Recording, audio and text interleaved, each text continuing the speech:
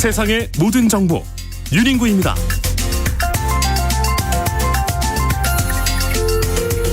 안녕하십니까, 윤인구입니다. 점심 맛있게 드시고 계시는지요? 오늘부터 모든 주유소에서 고유가 피해 지원금을 쓸 수 있게 됐습니다. 당초 연매출 30억 원이 넘는 주유소에서는 사용이 제한됐었는데요. 정책 본연의 취지를 살리고자 사용처를 확대한 겁니다. 자세한 내용은 경제인사이트 픽 코너에서 알아보겠습니다. 6.3 지방선거가 33일 앞으로 다가왔습니다. 서울, 대구, 부산 등 이번 선거 격전지로 꼽히는 지역 민심, 여론의 좌표 코너에서 살펴보겠습니다. 매주 월요일 밤 추억과 위로를 전해온 가요 무대가 올해로 41년째를 맞았는데요. 그 긴 세월, 한결같은 목소리와 품격 있는 진행으로 무대를 지켜온 분이 계시죠. 대한민국 방송사의 살아있는 역사, 김동건 아나운서를 인구와 터놓고 하는 뷰티풀한 이야기 인터뷰 코너에서 만나보겠습니다. 믿고 듣는 시사, 여기는 KBS 1라디오 세상의 모든 정보 윤인구입니다.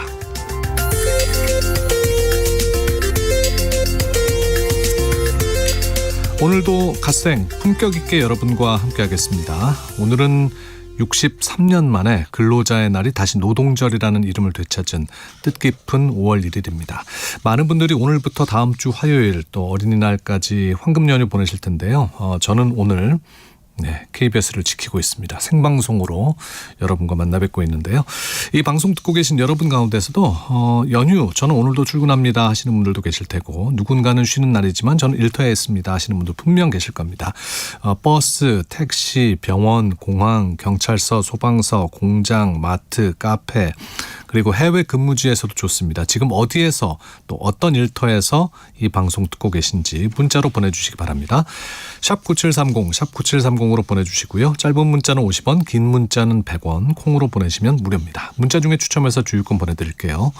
오르는 기름값보다 더 뜨거운 열정으로 여러분의 기름통을 채워드리겠습니다. 5월 1일 금요일 KBS 1라디오 세상의 모든 정보 윤인구입니다. 출발합니다. 듣는 것만으로도 앞서갑니다. 오늘 경제 뉴스의 핵심, 경제 인사이트 픽. 뉴스는 많지만 내 지갑에 도움되는 소식은 따로 있습니다. 오늘 꼭 알아야 할 경제 뉴스만 픽해서 전해드립니다. 경제 인사이트 픽 임선우 뉴스캐스터와 함께합니다. 어서 오십시오. 안녕하세요. 네, 오늘 노동절 이제 법정 공휴일로 올해부터 지켜지게 됐는데요. 서울 도심 곳곳에는 이제 집회가 있다고요. 네, 오프닝에서 짚어주신 것처럼 63년 만에 근로자의 날이 노동절로 명칭이 복원되면서 이를 기념하는 다양한 집회와 행진이 예정이 돼 있는데요. 민주노총이 오후 3시부터 종로구 동화면세점 앞에서 세계 노동절 대회를 엽니다. 약 15,000명이 모일 예정으로 도심을 따라서 약 2.6km 구간을 행진할 계획이고요. 이에 앞서 잠시 뒤인 오후 1시부터는 건설, 금속, 공무원 등이 각각 산별 노조가 서울 곳곳에서 집회를 열고, 한국노총도 여의대로에서 2시부터 노동 환경 개선과 권리 보장을 위한 목소리를 낼 예정입니다. 오늘 하루 도심이 꽤 분주할 것 같은데요. 이 노동의 의미를 되새기고 여러 목소리를 나누는 날인 만큼 시민 여러분도 교통 상황 등 미리 확인하시면 좋겠습니다.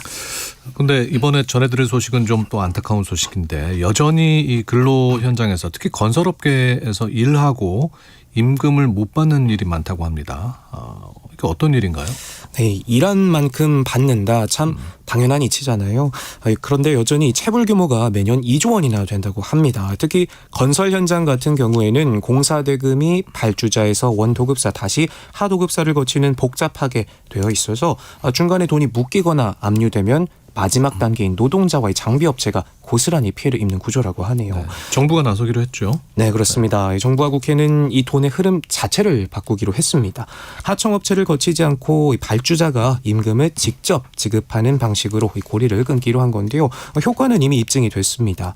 국가철도공단이 이 시스템을 도입한 현장에선 체불이 단 한 건도 없었지만 기존 방식을 쓴 곳에선 1조 6천억 원의 체불이 발생했다고 하네요. 새 제도는 내년 1월 1일부터 공공건설공사에 우선 적용되고 있는데요. 네. 민간공사에도 전자대금 지급 시스템 도입이 의무화될 예정인데 현장 관행까지 바꿀 수 있을지 한번 지켜봐야겠습니다. 네. 기름값이 많이 올랐습니다. 이 기름값 부담 때문에 걱정하는 분들 많이 계시죠. 저희 프로그램에서 이제 가장 먼저 전해드렸었는데 이규현 청와대 홍보소통수석이 그저께 이제 출연해서 이재명 대통령이 지원금을 모든 주유소에서 사용할 수 있도록 좀 검토해봐라라고 지시를 했다는 얘기를 했는데 이게 이제 정말 말대로 됐습니다. 네, 이름부터 고유가 지원금인데 주유소에서 못 쓸 수도 있다는 게 참 아이러니하다 이런 논쟁들이 있었잖아요. 맞아요. 네, 결국 오늘부터 전국 모든 주유소에서 지원금을 사용할 수 있게 됐습니다. 연매출액 30억 원이 넘어가는 곳에선 이 지원금 사용이 안 되는데 주유소에 대해서만큼은 기준과 무관하게 지원금을 사용할 수 있도록 한 건데요. 기름값 부담 좀 덜 수 있을 것 같습니다. 지원금 신청 이제 계속되고 있잖아요. 뭐 달라진 건 없습니까? 취약계층을 대상으로 한 1차 신청이 여전히 진행되고 있는데요. 달라진 점 살펴보면 오늘부터는 출생연도에 따른 요일제 없이 누구나 자유롭게 신청할 수 있습니다. 네. 신청 절차 그리고 일정 다시 한번 상기시켜드리자면 1차 지급 신청은 다음 달 8일까지고요. 나머지 소득 하위 70%를 이번 달 8일까지고요. 나머지 소득 하위 70%를 대상으로 하는 2차 신청은 다음 달 18일부터 7월 3일까지 사용 기한은 오늘 8월 31일까지입니다. 네, 2차 신청도 마찬가지로 이달 18일부터겠네요. 그렇죠? 네, 그렇습니다. 네, 이달 18일부터 7월 3일까지 2차 신청하실 수 있고 사용 기한은 8월 31일까지라는 거 기억해 두셔야 되겠습니다. 네, 그리고 한 가지 더 이 사용 기한 안에 사용 답하지 못하신다면 소멸되니까요. 그 전에 모두 사용하셔야 된다는 것도 기억해 두셔야겠고요. 그리고 또 혹 신청 기한을 놓쳤다 하더라도 5월 18일부터 7월 17일 사이 이의 신청을 또 할 수 있으니까 참고하시고요. 그리고 오늘부터 모든 주유소에서 이용 가능하다는 거 기억하시기 바라겠습니다. 네. 유가 연동 보조금 지원도 연장이 된다면서요? 네, 2달 더 늘려서 오늘 6월까지 지급하기로 했는데요. 버스나 택시, 화물차, 화물선 같은 운송업 종사자를 대상으로 경유는 리터당 기준 가격을 넘는 70%, 압축 천연가스는 초과분의 50%를 지원합니다. 정부는 중동 지역 긴장이 길어지면서 소비는 위축되고 공급망까지 타격을 받아 경제 부담이 커지고 있다 보면서 이런 상황에서 민생 안정을 위해 지원을 이어가겠다는 입장입니다. 네. 일하는 저소득 가구를 지원하는 근로 자녀 장려금 신청 오늘부터 시작됩니다. 맞습니다. 올해는 320만 가구가 대상에 포함됐는데요. 당장 오늘부터 다음 달 1일까지 정기 신청을 받습니다. 지원 금액은 가구 유형에 따라 달라지게 됩니다. 근로장려금은 단독 가구 최대 165만 원, 홀벌이 가구 285만 원, 맞벌이 가구는 최대 330만 원까지 받을 수 있고요. 자녀장려금은 18세 미만 자녀 한 명당 최대 100만 원이 추가로 지급이 됩니다. 다만 소득과 재산 기준을 충족해야 하는데요. 네. 부부 합산 소득은 단독 가구 2,200만 원, 맞벌이 가구는 4,400만 원 미만이어야 하고 재산은 2억 4천만 원 미만이어야 합니다. 네. 그럼 이 근로 자녀 장려금 신청은 어떻게 하면 되고 이게 언제 받을 수 있는 겁니까? 네, 국세청이 대상이 되는 324만 가구의 안내문을 발송했는데 안내문을 받은 경우에는 모바일이나 QR코드 또는 ARS 전화를 통해 바로 신청할 수 있고요. 또 익숙지 않은 어르신들은 상담센터를 통해서 도움도 받을 수 있습니다. 네. 신청 기한인 6월 1일을 놓치더라도 12월 1일까지 추가 신청은 가능은 한데 다만 금액의 5%가 깎이니까 주의하셔야겠고요. 지급 시점은 기존 법정 기한보다 한 달 넘게 앞당겨졌습니다. 심사를 거쳐서 오는 8월 27일에 지급될 예정이라고 하네요. 이 밖에 국세청은 자동 신청 제도를 확대해서 한 번 동의하면 향후 별도 신청 없이도 장려금을 받을 수 있도록 개선했다고 하는데 대상 여부 꼭 확인하시고 꼼꼼히 챙기시기 바랍니다. 요즘 금융 관련 제도 중에서요. 생계비 계좌란 말이 많이 언급되던데 이게 어떤 제도인지 좀 설명 부탁해요. 네, 쉽게 말해서 계좌가 압류되더라도 최소한의 생활비는 지킬 수 있게 해주는 안심통장이다 보면 될 것 같습니다. 기존에는 압류가 되면 매번 법원에 해제 신청을 했어야 했는데 이런 불편을 줄이기 위해 도입이 됐는데요. 특히 올해부터는 물가를 반영해서 압류금지 보호금액도 기존 월 185만 원에서 250만 원으로 확대됐습니다. 네, 이것도 뭐 신청 기준이 따로 있습니까? 네, 이전에는 특정 복지급여 대상자만 가능했었는데 이제는 전 국민 누구나 1인 1계좌로 개설할 수 있습니다. 그렇군요. 네, 은행뿐만 아니라 저축은행에서도 상품이 나오고 있고요. 비대면 가입도 점점 늘고 있다고 하네요. 네. 뭐 현장에서 개선점이나 보완해야 할 점들은 뭐라고 하던가요? 먼저 은행은 고객 동의 없이 예금에서 돈을 빼가는 관행을 개선하기로 했는데요. 특히 대출 상환을 위해 예금을 차감하는 상계 과정에서 생계비를 더 두텁게 보호하겠다는 방침입니다.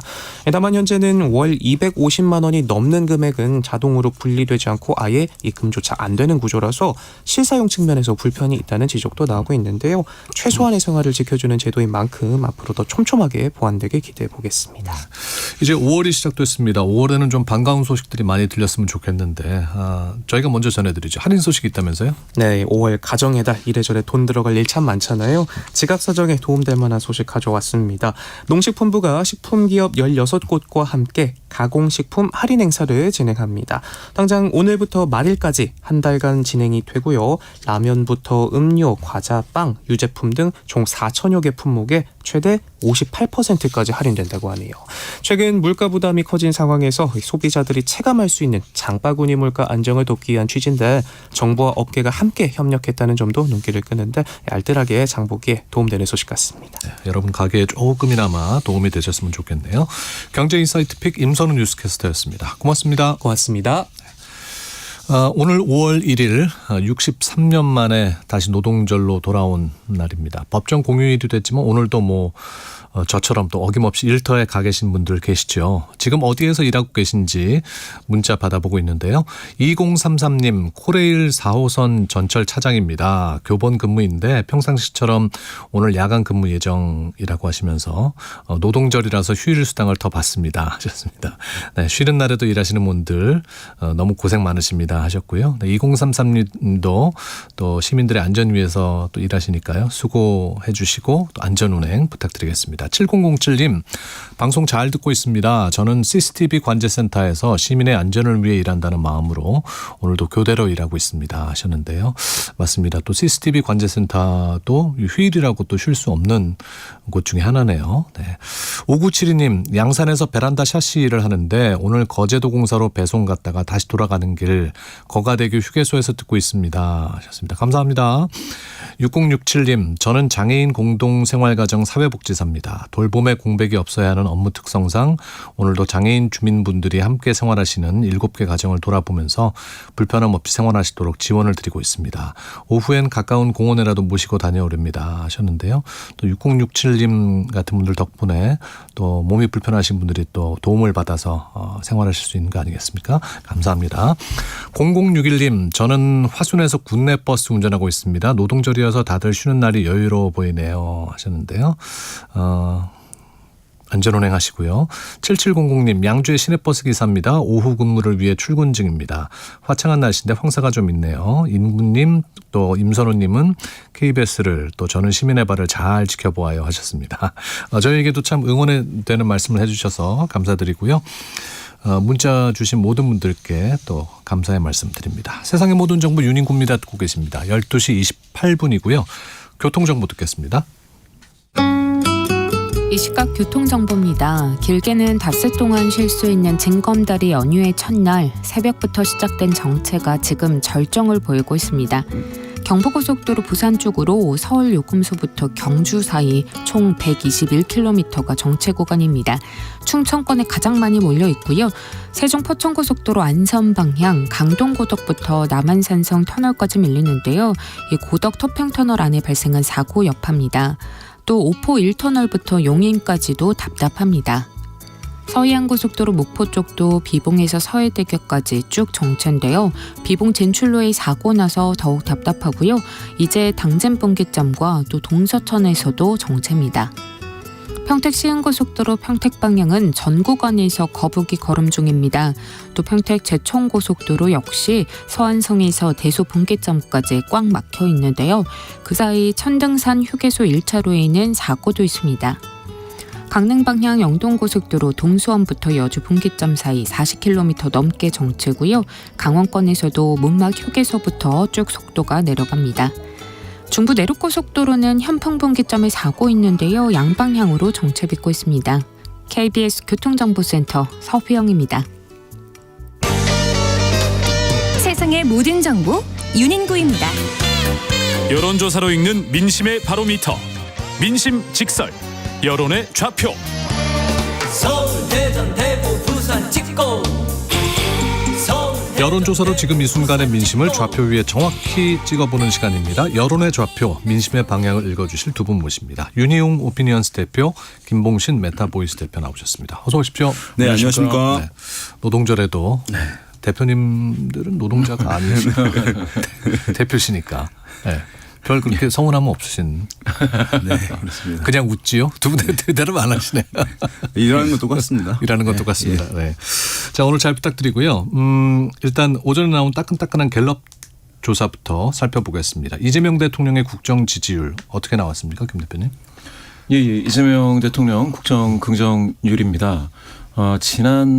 오늘 발표된 조사는 지난 조사보다 아주 극히 미세하게 오차범위 이내에서 살짝 빠졌는데요. 지난번 67이었는데 이게 최고치였습니다. 거기서 이제 한국갤럽 조사에서 지금 3%포인트 빠져서 64, 긍정률 64가 됐습니다. 부정률은 최저점을 22로 해서 24, 26, 25 되다가 26으로 나왔는데요. 이러한 변동이 오차 범위를 벗어난 변동이 아니고 오차 범위 이내에 아주 미세한 변동이기 때문에 지금은 대통령 긍정률이 대폭 하락했다라고 보기에는 쉽지가 않고요. 64면 여전히 높은 비율은 맞습니다. 네. 그러니까 이재명 대통령이 잘하고 있다는 응답이 더 많다. 예. 훨씬 더 많다는 말씀인 거죠. 여기에 대해서 이제 긍정과 부정의 이유들이 있을 텐데요. 어떻게 분석이 되는지요? 네, 대통령 국정 수행에 대해서 긍정평가한 사람들 645명이었는데 이 조사에서는요. 그 이유를 질문했더니만 제일 높게 나온 것이 이제 외교 17%였고요. 경제 민생이 또 17% 공동 1위였습니다. 네. 그 아래로는 전반적으로 잘한다, 직무 능력이 있다, 유능하다, 소통이 잘한다 이런 것들이 이제 쭉 뒤로 나와서 특별히 이제 다른 때와 차이가 있는 것은 아닌데 부정평가한 분들은 이제 비중이 좀 작긴 합니다. 257명밖에 안 되니까요. 그런데 좀 약간 새로운 변화가 있는데 뭐냐 하면 1위가 좀 바뀌었습니다. 예전에는 이제 경제 민생 이것이 이제 부정적으로 보는 분들에게도 1위였는데 이번에는 과도한 복지 민생 지원금 이 부분이 이제 1위로 올라섰습니다. 그리고 이건 무슨 의미일까요? 이것은 이제 또 한 5번째 중엔 국고 낭비 이런 재정 확대 이런 것들이 있었는데 아마도 이제 이것이 최근에 있었던 유가 지원금이 이제 시작됐잖아요.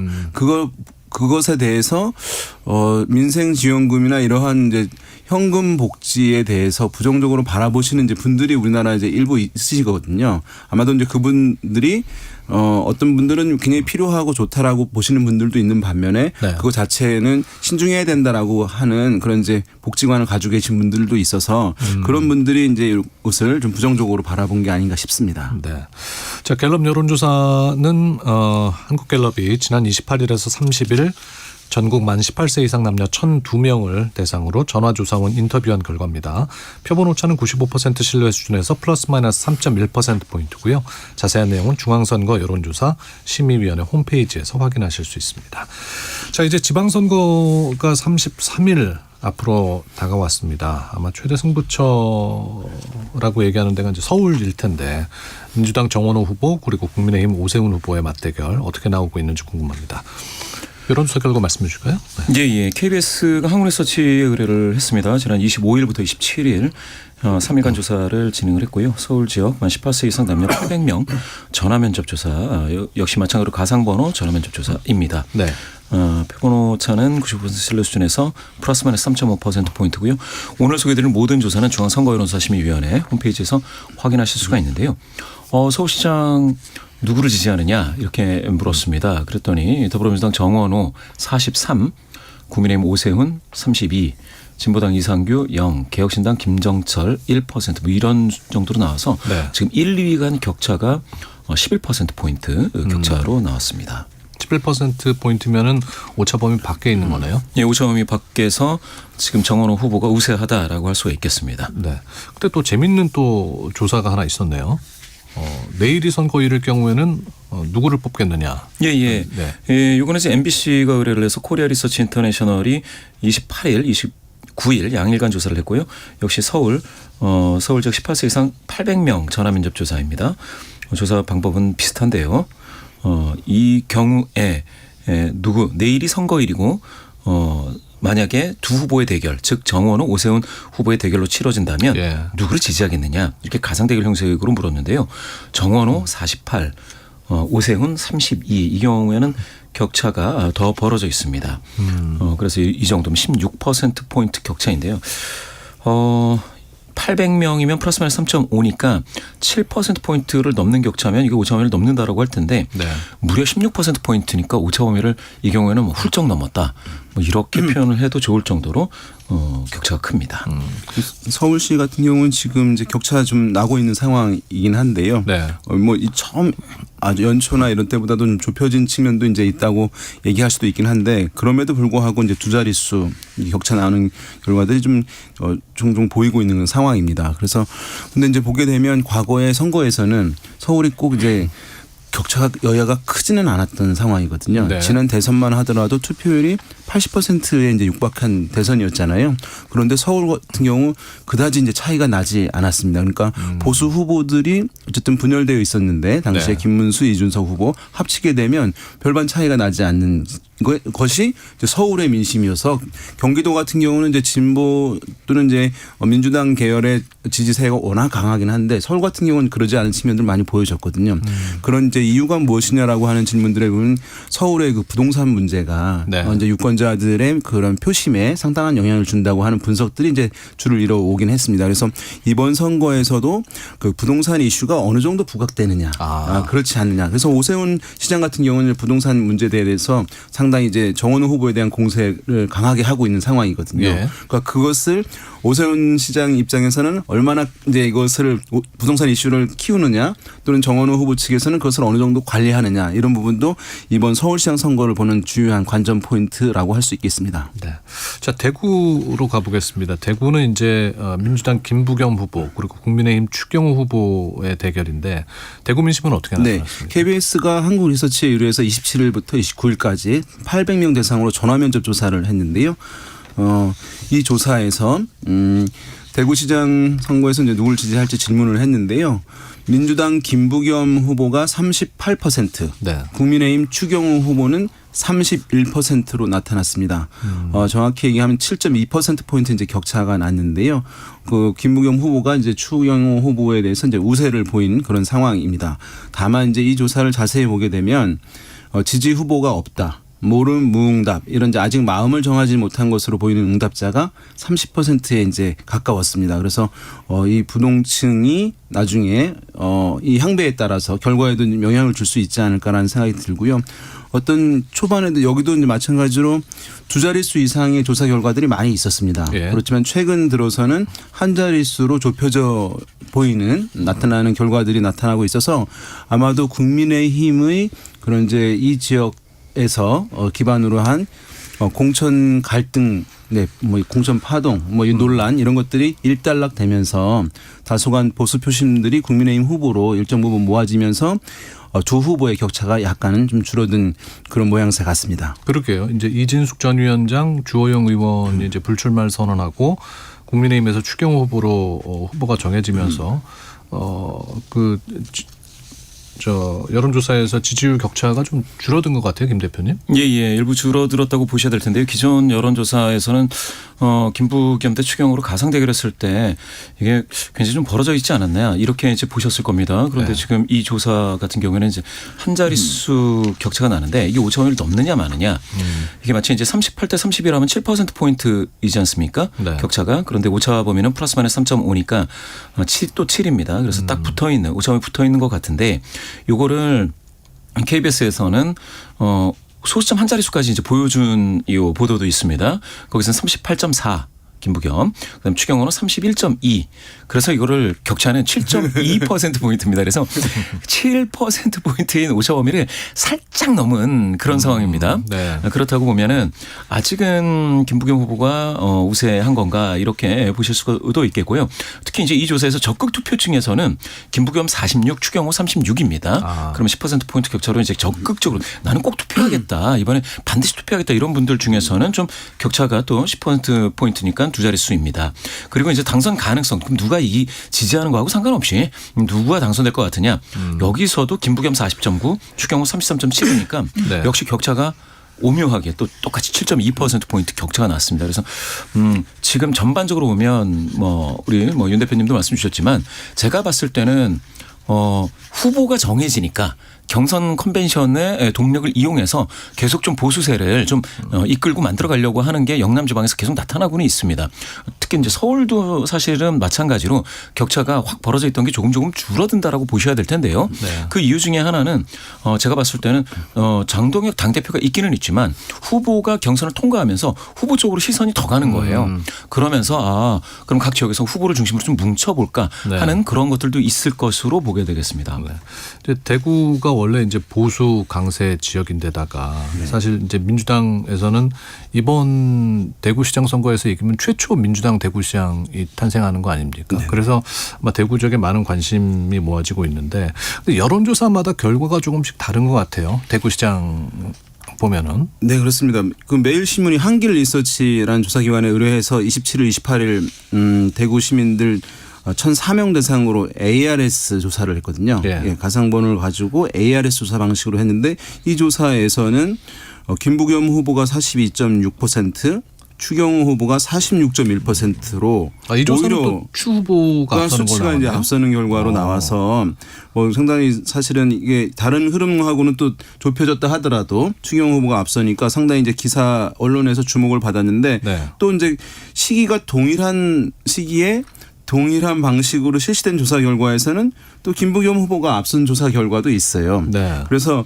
이제 이런 조사 결과들을 나타나는데 아까 이제 우리 소개했던 것과는 근본적으로 조사 방식이 바뀐 것이 아까는 사람 면접원이 하는 조사 방식이었고 아까 KBS 조사 방식이요. 네. 그런데 이것은 방금 말씀드린 거는 ARS 조사 방식인데 ARS 조사 방식은 많이 아시겠습니다만은 정말로 정치에 선거에 관심이 높으신 분들이 주로 참여해서 응답을 하는 방식이라고 보시면 될 것 같아요. 그러니까 네. 그러면 어쨌든 여야 양쪽에 일정 수준 이상은 응답을 좀 많이 하는 경향들이 있습니다. 그래서 다 양쪽 일정 수준 이상은 이제 지지율이 나오게 되는 것이긴 할 텐데요. 그 측면이 하나 있어서 격차가 더 좁다는 점을 보시면 되겠고 그럼에도 불구하고 국민의힘 후보에 이렇게 오르락 내리락 하는 현상이 매우 심한 것이 전반적으로 보이거든요. 그만큼 이 원래의 보수 정당에 대한 지지가 상당히 강했던 이 지역에서 대구에서 그 보수 유권자들이 또는 국민의힘의 지지자들의 그 마음의 유동성이 지금 상당히 좀 높게 있어서 조사나 방식에 따라서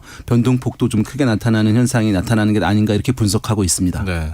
그러니까 조사 방법과 또 그 설문 문항 내용에 따라서도 이 결과가 좀 다르게 나올 수 있는 거군요. 예, 맞습니다. ARS 조사 방금 윤 대표님 잘 설명을 해 주셨는데요. ARS 조사는 그 조사를 어느 시간대에 하느냐도 상당히 차이가 있고요. 그다음에 지금 두 조사 같은 경우에 누굴 지지하겠느냐가 있고 또 누구에 투표하겠느냐가 있는데 투표는 그야말로 내가 지지하는 것과 상관없이 전략적인 투표도 있습니다. 네. 지지하지는 않지만 다른 후보가 싫으니까 여기다 투표하겠다. 이런 것도 다 포함이 되어 있어서 투표 그러면 이제 이거는 결국 이제 투표율은 투표를 하니까 지지보다는 투표를 물어야 되지 않느냐 이렇게 말씀하시는 분들도 있고요. 그렇지만 또 여론조사에서는 지지하는 마음이 중요하다. 네. 이렇게 말씀하시는 분도 있어서 무엇이 딱 하나의 정답으로 정해져 있는 것은 아니기는 합니다. 다만 TBC 조사, TBC 리얼미터 조사에서는 누구에게 투표하겠느냐라고 물었을 때 김부겸 후보가 47.5, 추경호 39.8로 격차가 7.7%포인트 격차가 났었고요. 네. 그러나 한길리서치 조사, 매일신문 한길리서치 조사에서는 이게 누굴 지지하느냐라고 물었을 때는 5점 내에서 팽팽하지만 숫자로만 보면은 그 추경호 후보가 아주 극히 미세하게 5점 이내에서 약간 앞서지 않느냐 뭐 이렇게도 보실 수가 있는 결과가 나타났습니다. 네. 대구시장 봤고요. 지금 현역 시장인 국민의힘 박형준 후보하고 지역 국회의원, 북구갑 국회의원을 지낸 민주당 전재수 후보의 맞대결이 펼쳐지는 부산으로 가보겠습니다. 부산시장 여론조사 결과는 어떻게 나왔습니까? 네, KBS 의뢰로 한국리서치가 25일부터 27일까지 부산 시민 800명 대상으로 가상번호를 사용해서 전화 면접 조사 방식을 했습니다. 사람 면접원이라고 할 수 있을 텐데요. 네.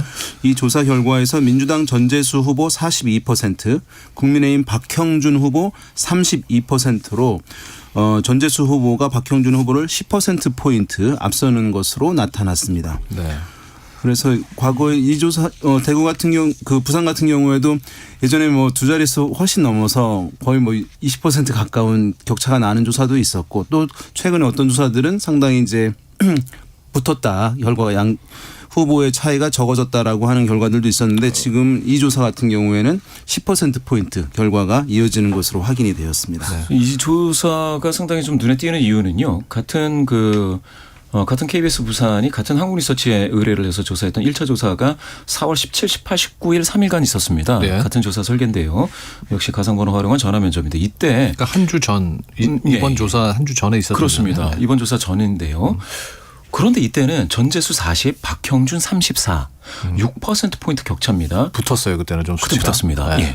근데 이제 조사 사례 수가 이제 1000명이니까 이거는 플러스 마이너스 3.1, 즉 6.2 안쪽으로 들어와서 그 격차가 6%포인트니까 5.2 안으로 들어왔다. 이렇게 얘기했습니다.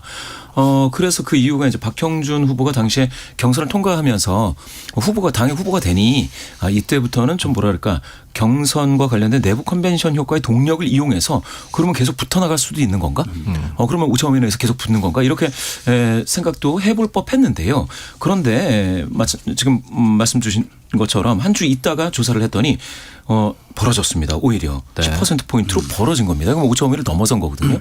이렇게 보면 그러면은 박형준 후보의 내부 컨벤션 효과에 의한 동력이 계속 이어질지는 한 번 더 봐야 되겠지만 그게 폭발적으로 계속 더해가지는 않더라라는 걸로 해석은 되는 것 같습니다. 네.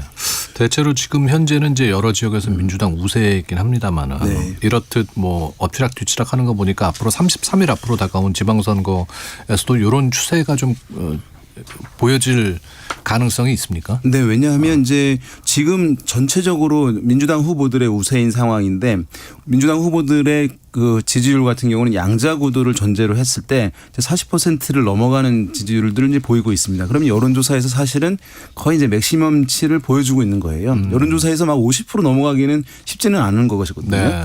그런데 국민의힘 후보들 같은 경우는 텃밭이라고 하는 영남에서조차 30%대 지지율을 보이는 경우들이 많이 있습니다. 그러면 아직 보수층이나 전통적인 국민의힘 지지층이 그 국민의힘 후보에게 충분하게 결집이 되지 않았다는 것을 보여주거든요. 그러니까 그러면은 이제 이게 선거 국면이 좀 본격화되고 후보들이 또 명확해지면은 그 이탈되었던 또는 응답을 유보했던 보수층들이 국민의힘 후보에 대한 지지로 좀 이동하는 현상들이 나타날 수밖에 없을 텐데요.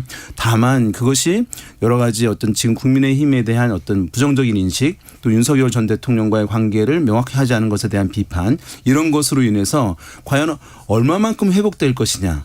그러니까 지금의 충분하게 회복될 것이냐 아주 미미한 수준만 될 것이냐에 따라서 선거 결과가 경쟁 구도로 이어질 것이냐 아니면 격차가 있는 수준에서 최종적으로 끝날 것이냐 이것이 판가름 날 것으로 보입니다. 네. 김 대표님 뭐 여론조사에서는 뭐 샤이 보수를 얘기 이제 종종 하잖아요. 이건 어떤 의미로 해석을 하면 됩니까? 샤이라는 게 그러니까 여론조사에서 샤이 보수다 샤이 진보다 하는 것은 ARS처럼 사람하고 사람 목소리에 반응하거나 대화하지 않고 녹음된 음성을 듣고 누를 때는 그런 것은 응답을 하는데 누가 사람이 물어보면 응답을 꺼리는 그런 샤이성을 의미합니다. 그런데 지금 샤이 보수가 있느냐? 지금은 글쎄요. 샤이 보수라는 분들이 만약에 샤이성이 있다면 ARS에서도 조사에 응하지 않으실 정도로 아주 심각한 샤이 상태에 있다라고 봐야 됩니다. 왜냐하면 ARS 조사를 해봐도 응답을 많이들 안 하시는 경우도 꽤 있습니다. 네. 그런데 이분들이 그러면 투표장에 나오느냐?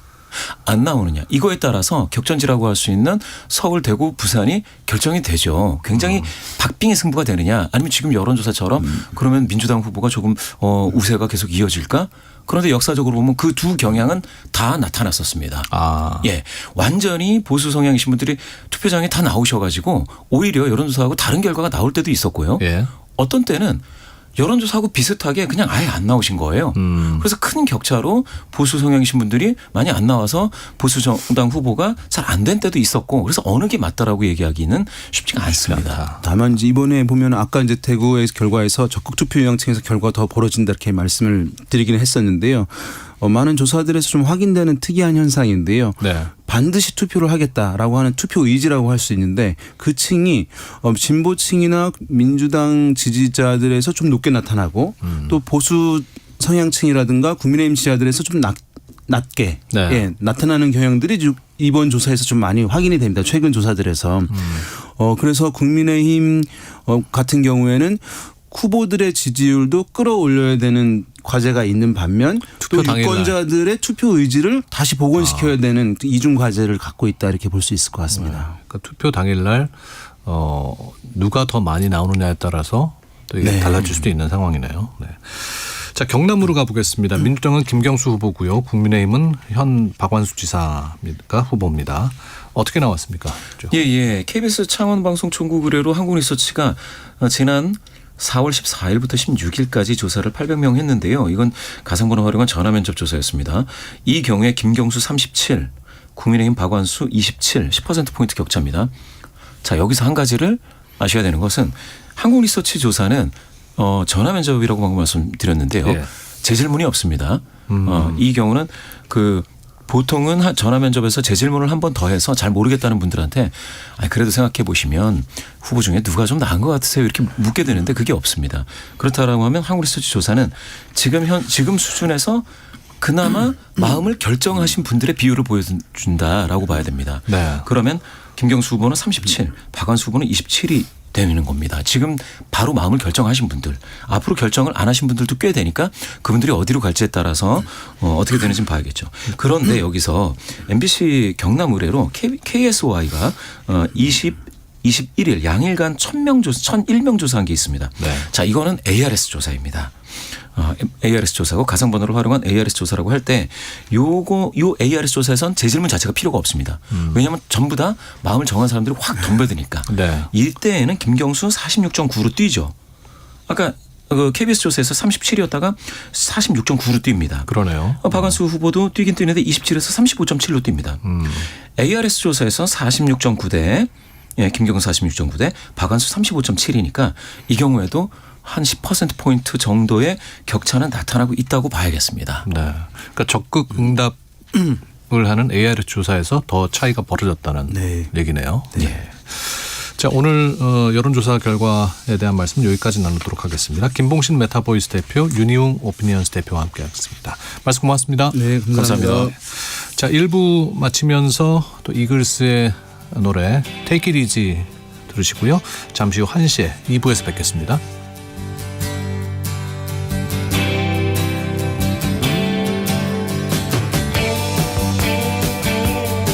Well, I'm running down the road trying to loosen my load. I got 7 women on my mind.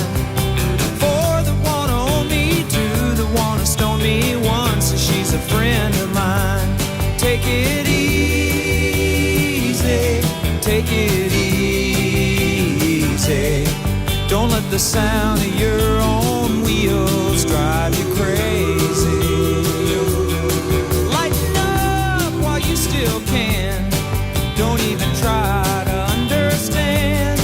Just find a place to make your stand and take it easy.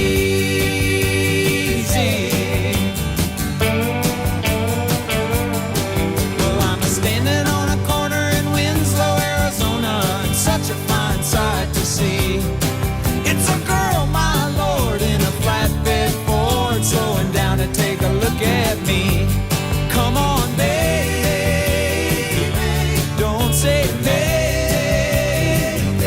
I gotta know if your sweet love is gonna save me.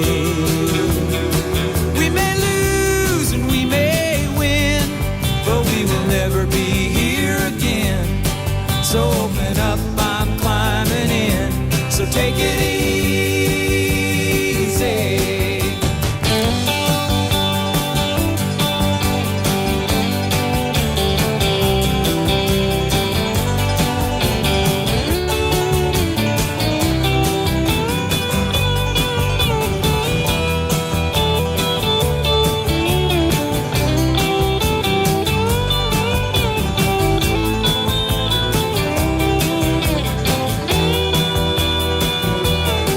Well, I'm running down the road trying to loosen my load. Got a world of trouble on my mind. Looking for a lover who won't blow my cover. She's so hard to find. Take it easy, take it easy. Don't let the sound of your own wheels make you crazy. Come on, baby,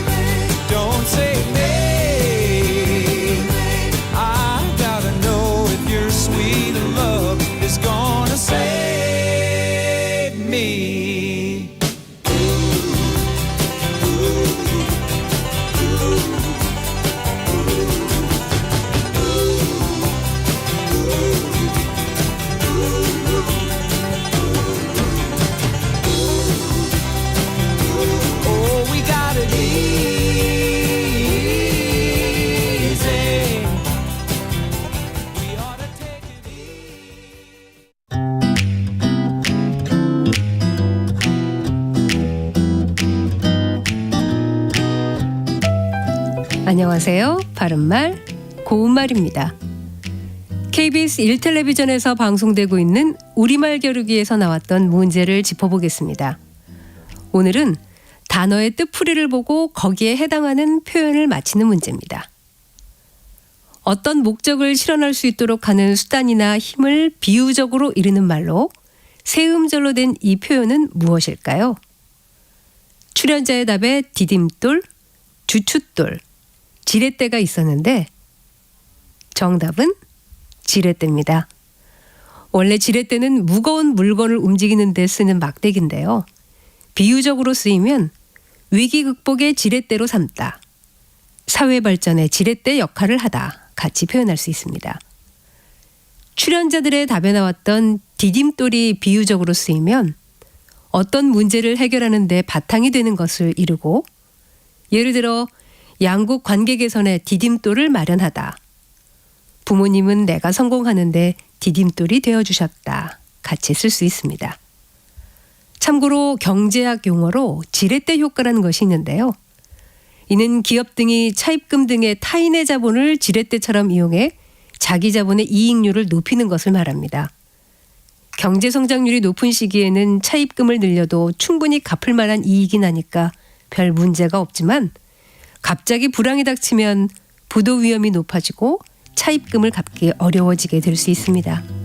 지금까지 바른말 고운말 아나운서 국혜정이었습니다.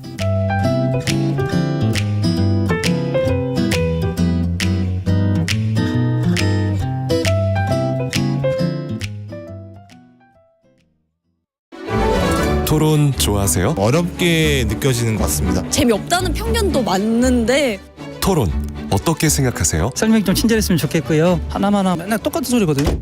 어렵게만 느껴지는 토론 사라져야 할까요? 그럼에도 토론은 계속되어야 합니다. 당신의 귀를 사로잡는 새로운 열린 토론, 황현희와 함께합니다. 평일 저녁 7시 20분 KBS 열린 토론.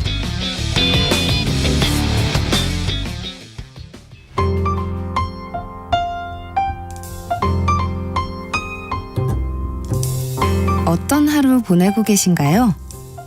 눈코 뜰 새 없이 바쁘게 지나가는 한 주. 따뜻한 시선으로 하루를 마무리합니다. 당신을 위한 지식 쉼터. 오늘 밤 일라디오. 월요일부터 금요일. 매일 밤 10시 시작합니다.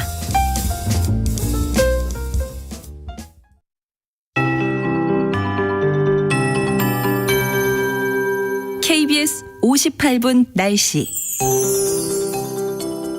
노동절인 오늘부터 어린이날까지 닷새간의 징검다리 연휴가 시작됐습니다.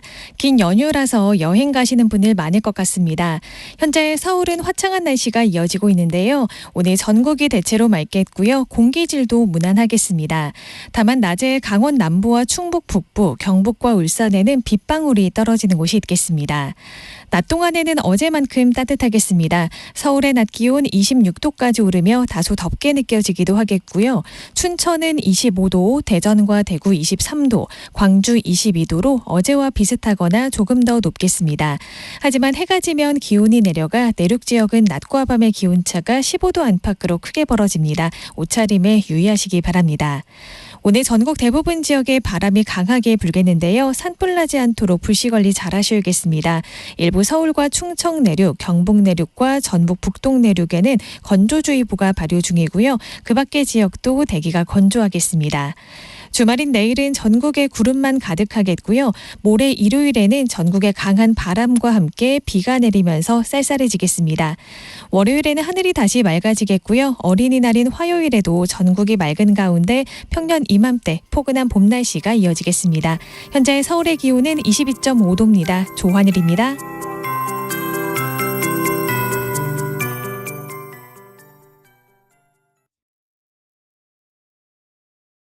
정성을 다하는 국민의 방송 KBS가 한시를 알려드립니다.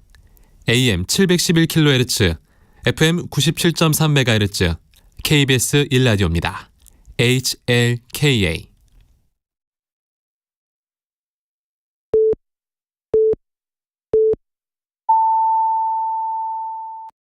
KBS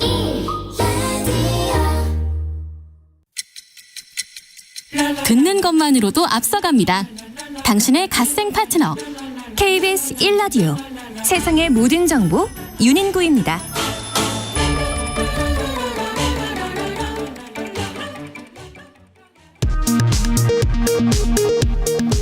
이 시각 라디오 정보센터 뉴스입니다.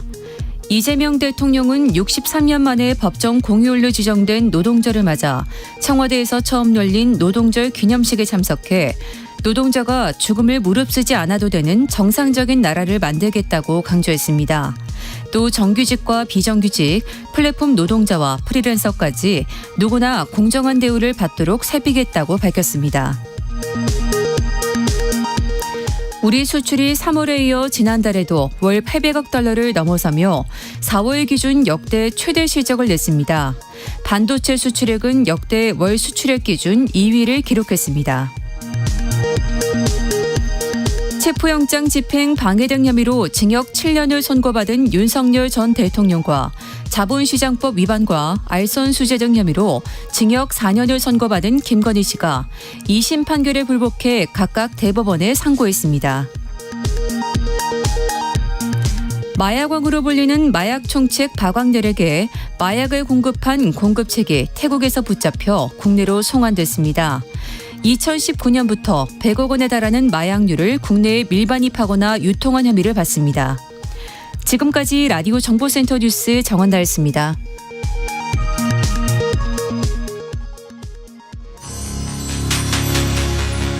일상의 깊이를 더합니다. 당신을 위한 프리미엄 인사이트 KBS 1라디오 세상의 모든 정보 윤인구입니다. 네, 2부 시작하겠습니다. 오늘 5월 1일 노동절인데요. 법정 공휴일이지만은 오늘도 생방송하는 저희처럼 또 일터에 계신 분들도 많이 계실 겁니다. 지금 어디서 저희 방송 들으면서 일하고 계신지 문자 받아보고 있는데요. 5960님, 여기는 백령도 공사 현장입니다. 그러시군요. 징검다리 연휴를 맞아서 다른 직원들은 쉬고 당직 근무 중입니다. 현장 점검도 다니고 햇살도 받으며 여유롭게 보내고 있네요. 방송으로 좋은 정보 잘 듣고 있습니다 하셨는데요. 감사드립니다. 오늘 날씨 참 좋다고 하는데요. 4524님, 새벽 4시 30분부터 오후 5시까지 가락동 경매시장에 올릴 채소 작업을 하고 있습니다. 그 문자 보내주셨고, 6755님, 초등학교 1학년 막내 아들 친정에 맡겨놓고 치킨집 출근하고 있습니다. 남편과 치킨집 운영하고 있거든요. 아들과 함께 있어주지 못해 미안하고 연로하신 부모님 쉬시지도 못하게 아들 맡겨놓고 가는 마음이 너무 좋지 않습니다 하셨습니다. 8936님께서는 저는 산불감시원입니다. 노동절이라도 산불 감시원은 산불 방지 열심히 순찰하면서 산불 방지 홍보하고 있습니다 하셨는데요. 감사합니다. 또 덕분에 또 산불 일어나지 않도록 이렇게 방지할 수 있는 거 아니겠습니까? 3351님, 노동절 KBS 라디오를 버스에 틀어놓고 근무하고 있습니다. 버스 운전하고 계시군요. 감사합니다. 저희 방송 틀어주셔서 듣고 계셔서. 9779님, 광주에서 택시 운전하는데요. 또 가스값이 50원 올랐습니다. 이 방송 듣고 있는 운수가족 힘내십시오 하시면서 문자 보내주셨습니다. 문자 보내주신 모든 분들께 감사 말씀드립니다. 자, 2부에서는요. 6.3 지방선거 33일 앞으로 다가왔는데 공천작업이 막바지로 치달으면서 불협화음도 커지고 있습니다. 국민의힘 투톱 장동혁 대표와 송원석 원내대표의 불화설부터 하정우 전 청와대 수석의 이른바 손털기 논란까지 쏟아지는 정치권 이슈들 여의도 현미경 코너에서 자세히 들여다보고요. 복잡한 여의도 소식 뒤에는 또 마음을 정화해줄 특별한 만남이 기다리고 있습니다. 올해로 41년째 KBS 가요 무대를 지켜온 분이죠. 한결같은 모습으로 또 국민과 희로애락을 함께 해온 김동건 아나운서를 인구와 터놓고 하는 뷰티풀한 이야기 인터뷰 코너에서 만나보도록 하겠습니다. 자, 그럼 2부 시작할까요? 뉴스 너머의 맥락 정치판의 핵심을 포착한다. 여의도 현미경. 매일매일 차고 넘치는 정치권 이슈의 숨은 맥락을 짚어드리는 시간입니다. 여의도 현미경 함께할 두 분 소개합니다. 김수민 시사평론가, 박성희 시사저널 기자 나왔습니다. 어서 오십시오. 안녕하세요. 안녕하세요. 네. 요즘 그 이상한 분위기가 감지되고 있습니다. 국민의힘 장동혁 대표 그리고 송원석 원내대표가 좀 갈등이 있다는데 근데 또 송 원내대표는 선거철이 되면 부부간에도 따로 다니는 게 당연하다라는 말을 했어요.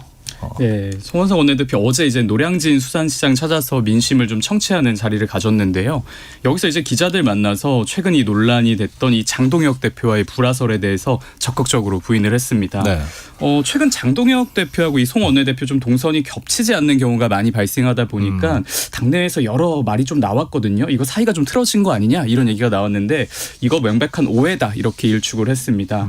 송 원내대표는 이 선거철이 되면 부부간에도 따로따로 다니는 게 당연한 거 아니냐 이렇게 반문하면서 당대표와 이 원내대표가 좀 동선을 분리해서 움직여야 더 많은 시민을 만날 수 있다 이렇게 강조했습니다. 동선을 좀 나눠놔야 좀 효율적으로 민심을 들을 수 있다는 건데요. 장 대표와 자신이 따로따로 움직이는 게 이게 갈등의 증거처럼 보이는 건 좀 과장됐고 네. 지방선거 승리를 위해서 전략적 분업에 나섰다는 설명입니다.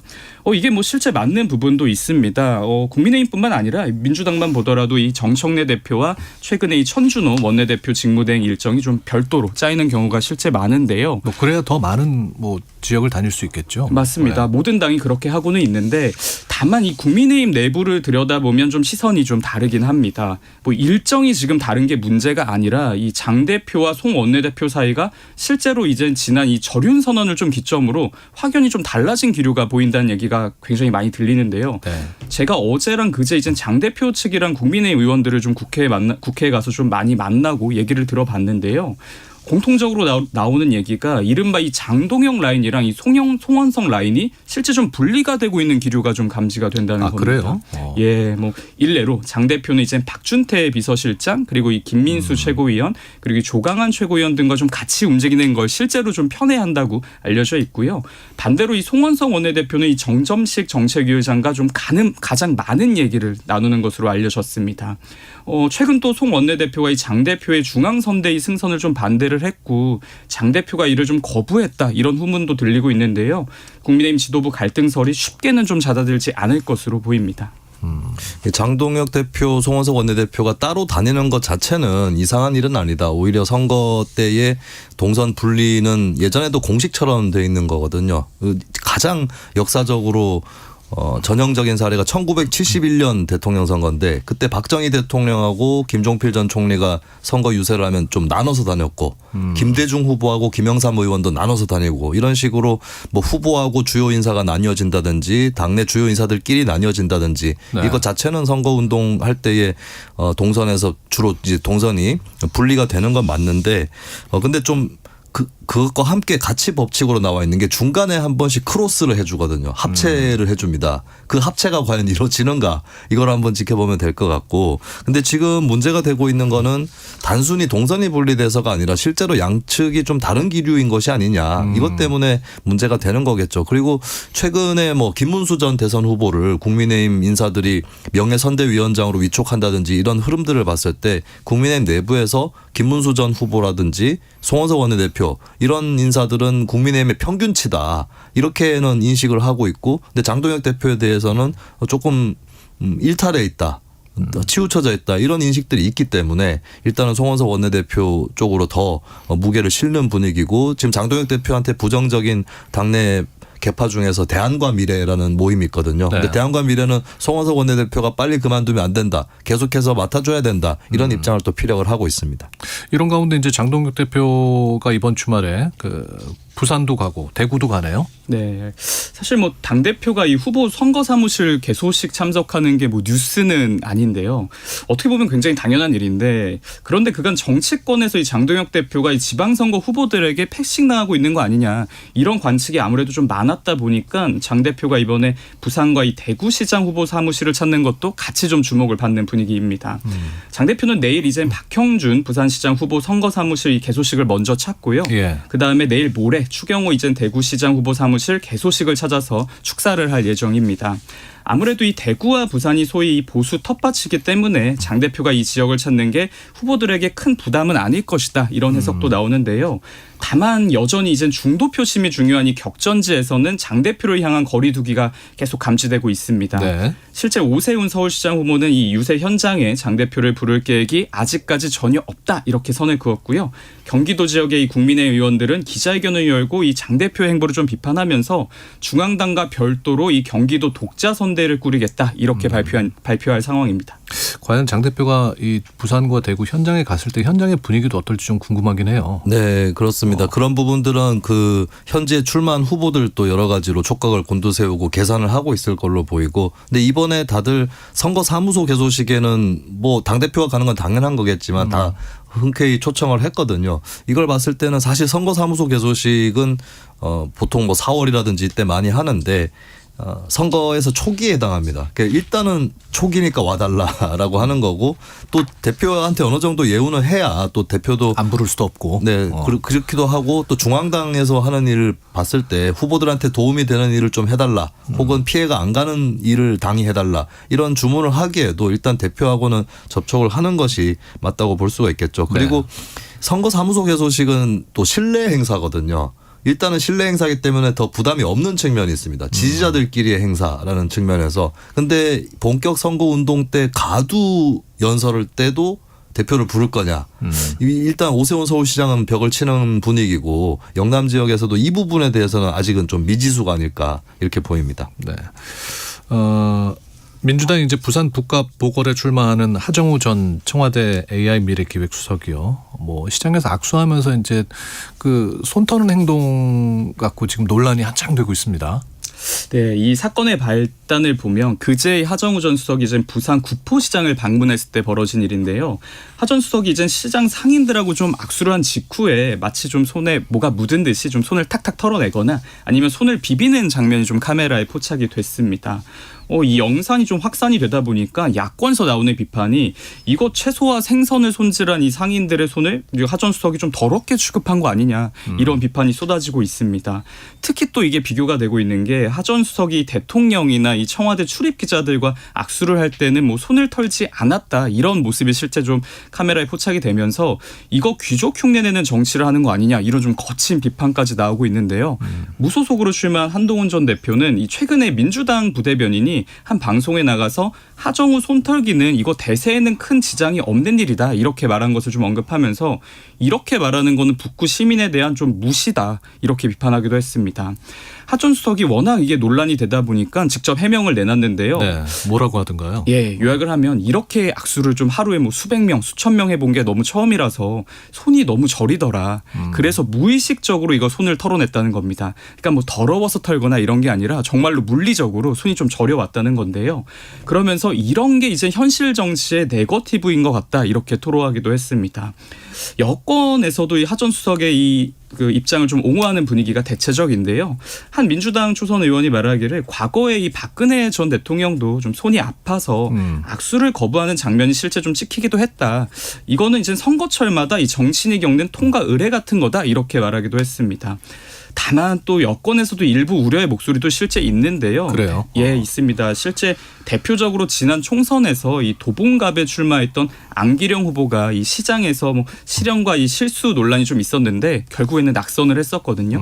이 전례를 좀 언급하면서 한 재선 의원이 말하기를 이거 지금 원아웃 당한 거다. 네. 3아웃까지 안 가게 부자 몸조심해야 한다, 이렇게 우려하기도 했습니다. 그러니까 선거에서는 누가 실수를 덜 하느냐가 굉장히 중요한 게임이라면서요. 근데 저도 악수 장면을 봤습니다만 몇 장면이 전체로 확대 해석이 돼야 하는 건지 또 좀 의문이고. 네. 근데 또 오해 소지는 또 있겠더라고요. 네, 그렇습니다. 일단 뭐 한 방송사에서 악수한 장면들을 다 모아봤던데 그 중에 보면은 손을 안 턴 적도 있고, 하정우 수석이, 그리고 먼저 시장 상인에게 장갑을 끼고 있는 상인한테 먼저 악수를 청하고 있는 부분도 있고, 여러 장면들이 있더라고요. 네. 근데 그 중에서 이제 털어낸 부분, 물론 그것도 반복됐기 때문에 또 눈에 띄어서 부각이 된 것 같은데, 근데 여기도 여러 가지 경우는 있을 수 있는 것 같아요. 그러니까 하 수석의 해명은 많은 사람들하고 악수를 하다 보니까 소리 저렸다, 그렇게 청와대에서 악수할 때하고는 달랐다, 뭐 이런 얘기를 하는 건데, 이를테면 뭐 다음 사람하고 악수를 하려면 손이 좀 깨끗해야 되니까 털어냈다거나,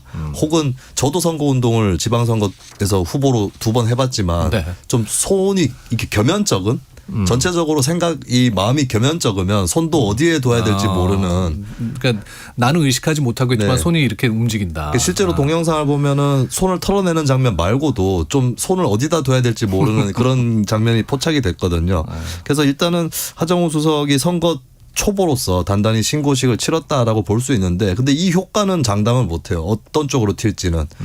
한쪽에서는 아무래도 저 사람이 악의는 없다 치더라도 서툴다 이렇게 네. 생각하는 사람도 있겠지만 다른 한쪽에서는 야 저런 걸로 트집 잡아서 후보를 괴롭히나 저 후보가 겁이 나는 건가 다른 후보들이 그렇게 생각할 수도 있는 거기 때문에 그러니까 하수석도 이 논란을 빨리 털어내는 게 중요할 거지만 다른 진영에서도 계속 이걸로 공격을 했을 때는 좀 지나치고 별거 아닌 걸로 트집 잡는다 이런 얘기를 또 들을 수 있겠습니다. 네.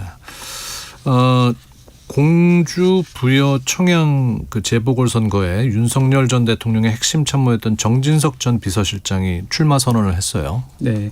윤석열 전 대통령이 이제 마지막 비서실장이었죠. 정진석 전 국민의힘 의원이 충남 공주 부여 청양 이 재보궐선거에 출사표를 던졌습니다. 정 전 의원은 이 당과 보수의 재건을 위한 마지막 책무를 제가 외면할 수 없었다 이렇게 출마 배경을 밝혔는데요. 네. 이 지역은 이제 민주당 박수현 의원의 이 충남지사 선거 출마로 보궐선거가 치러지는 곳입니다. 정진석 전 의원 이곳에서 이미 한 4선을 한 만큼 출마는 어느 정도 예견되어 왔는데요. 다만 정 전 의원의 이 출마를 두고 여권뿐 아니라 야권에서도 좀 갑론의막이 일고 있습니다. 정 전 의원이 아무래도 이 소위 친윤계 복심이기 때문인데요. 정 전 의원의 이 12.3 비상계엄을 헌법 수호자의 상황인식이 이 발동 계기였을 것이다 이렇게 밝히면서 내란 옹호 논란에 휩싸인 적이 있고요. 예, 이걸 두고 박수현 민주당 충남지사 후보는 이 정 전 의원의 출마를 두고 이거 윤석열의 옥중 출마다 이렇게 비판하기도 했습니다. 또 국민의힘 내부 목소리를 좀 들어보면 이 윤석열 전 대통령의 호위무사라 불렸던 분이죠. 이용 전 의원이 최근에 하남 갑에 공천을 신청했는데요. 이것까지 합쳐서 국민의힘 한 의원이 말하기를 굳이 이 윤석열의 사람들을 다시 이 선거판에 좀 불러올 필요가 있느냐. 이렇게 되면 민주당이 내세우는 이 내란 프레임에 이제 스스로 들어가는 꼴이다. 이렇게 우려하기도 했습니다. 정 전 의원도 이런 논락을 좀 의식한 듯이 입장을 내놨는데요. 나는 계엄에 분명히 반대를 했었다. 하지만 걱정을 끼쳐서 좀 송구스럽다. 이렇게 전했습니다. 네. 그리고 이 저륜 논란에 대해서는 인간적인 저륜까지 좀 강요해서는 안 되는 거 아니냐. 이거는 좀 너무 가혹한 일이다. 이렇게 선을 그었는데요. 야권 내에서는 또 정 전 의원에 대한 이 사법 리스크 우려도 같이 나오고 있습니다. 정 전 의원 현재 이 헌법재판관이 지명 과정에서 이 허위 보고서를 만들었다는 혐의로 기소가 하나 됐고요. 그리고 윤 전 대통령이 파면 결정 전후로 대통령실 직원들에게 이 PC를 초기화하라고 지시한 혐의로 수사도 받고 있습니다. 물론 아직 정 전 의원의 이 공천이 확정된 것은 아닙니다. 예, 이 지역에 이젠 정 전 의원을 포함해서 7명이 공천을 신청한 상태인데요. 현재 이제 국민의힘 내에서는 함께 공천을 신청한 이 윤용근 당 미디어 대변인과 이 정 전 의원의 이 경선 가능성이 좀 유력하게 점쳐지고 있습니다. 그러니까 마침 그 재보궐선거로 나온 지역이 이제 윤 전 대통령과 가까운 사람들이 출마했던 지역구네, 그렇죠? 네, 그렇습니다.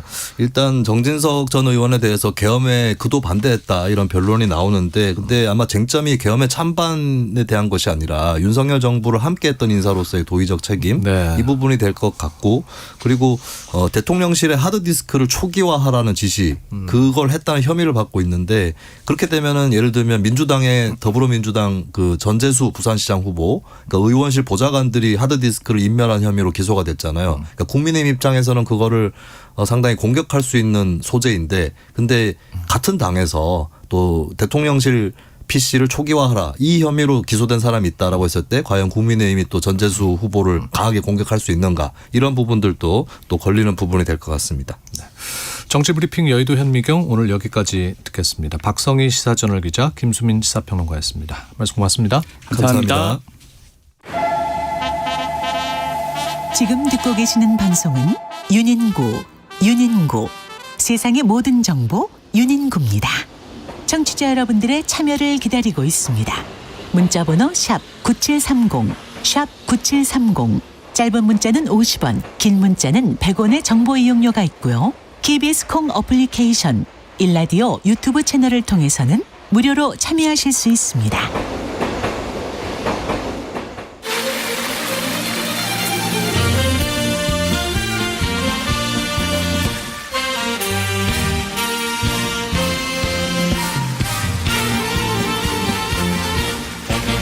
오늘도 이렇게 저희 가요 무대를 찾아주신 많은 방청객 여러분 대단히 고맙습니다. 또 멀리 계시는 해외 동포 여러분, 해외 근로자 여러분 지난 한 주일 동안 안녕하셨겠죠.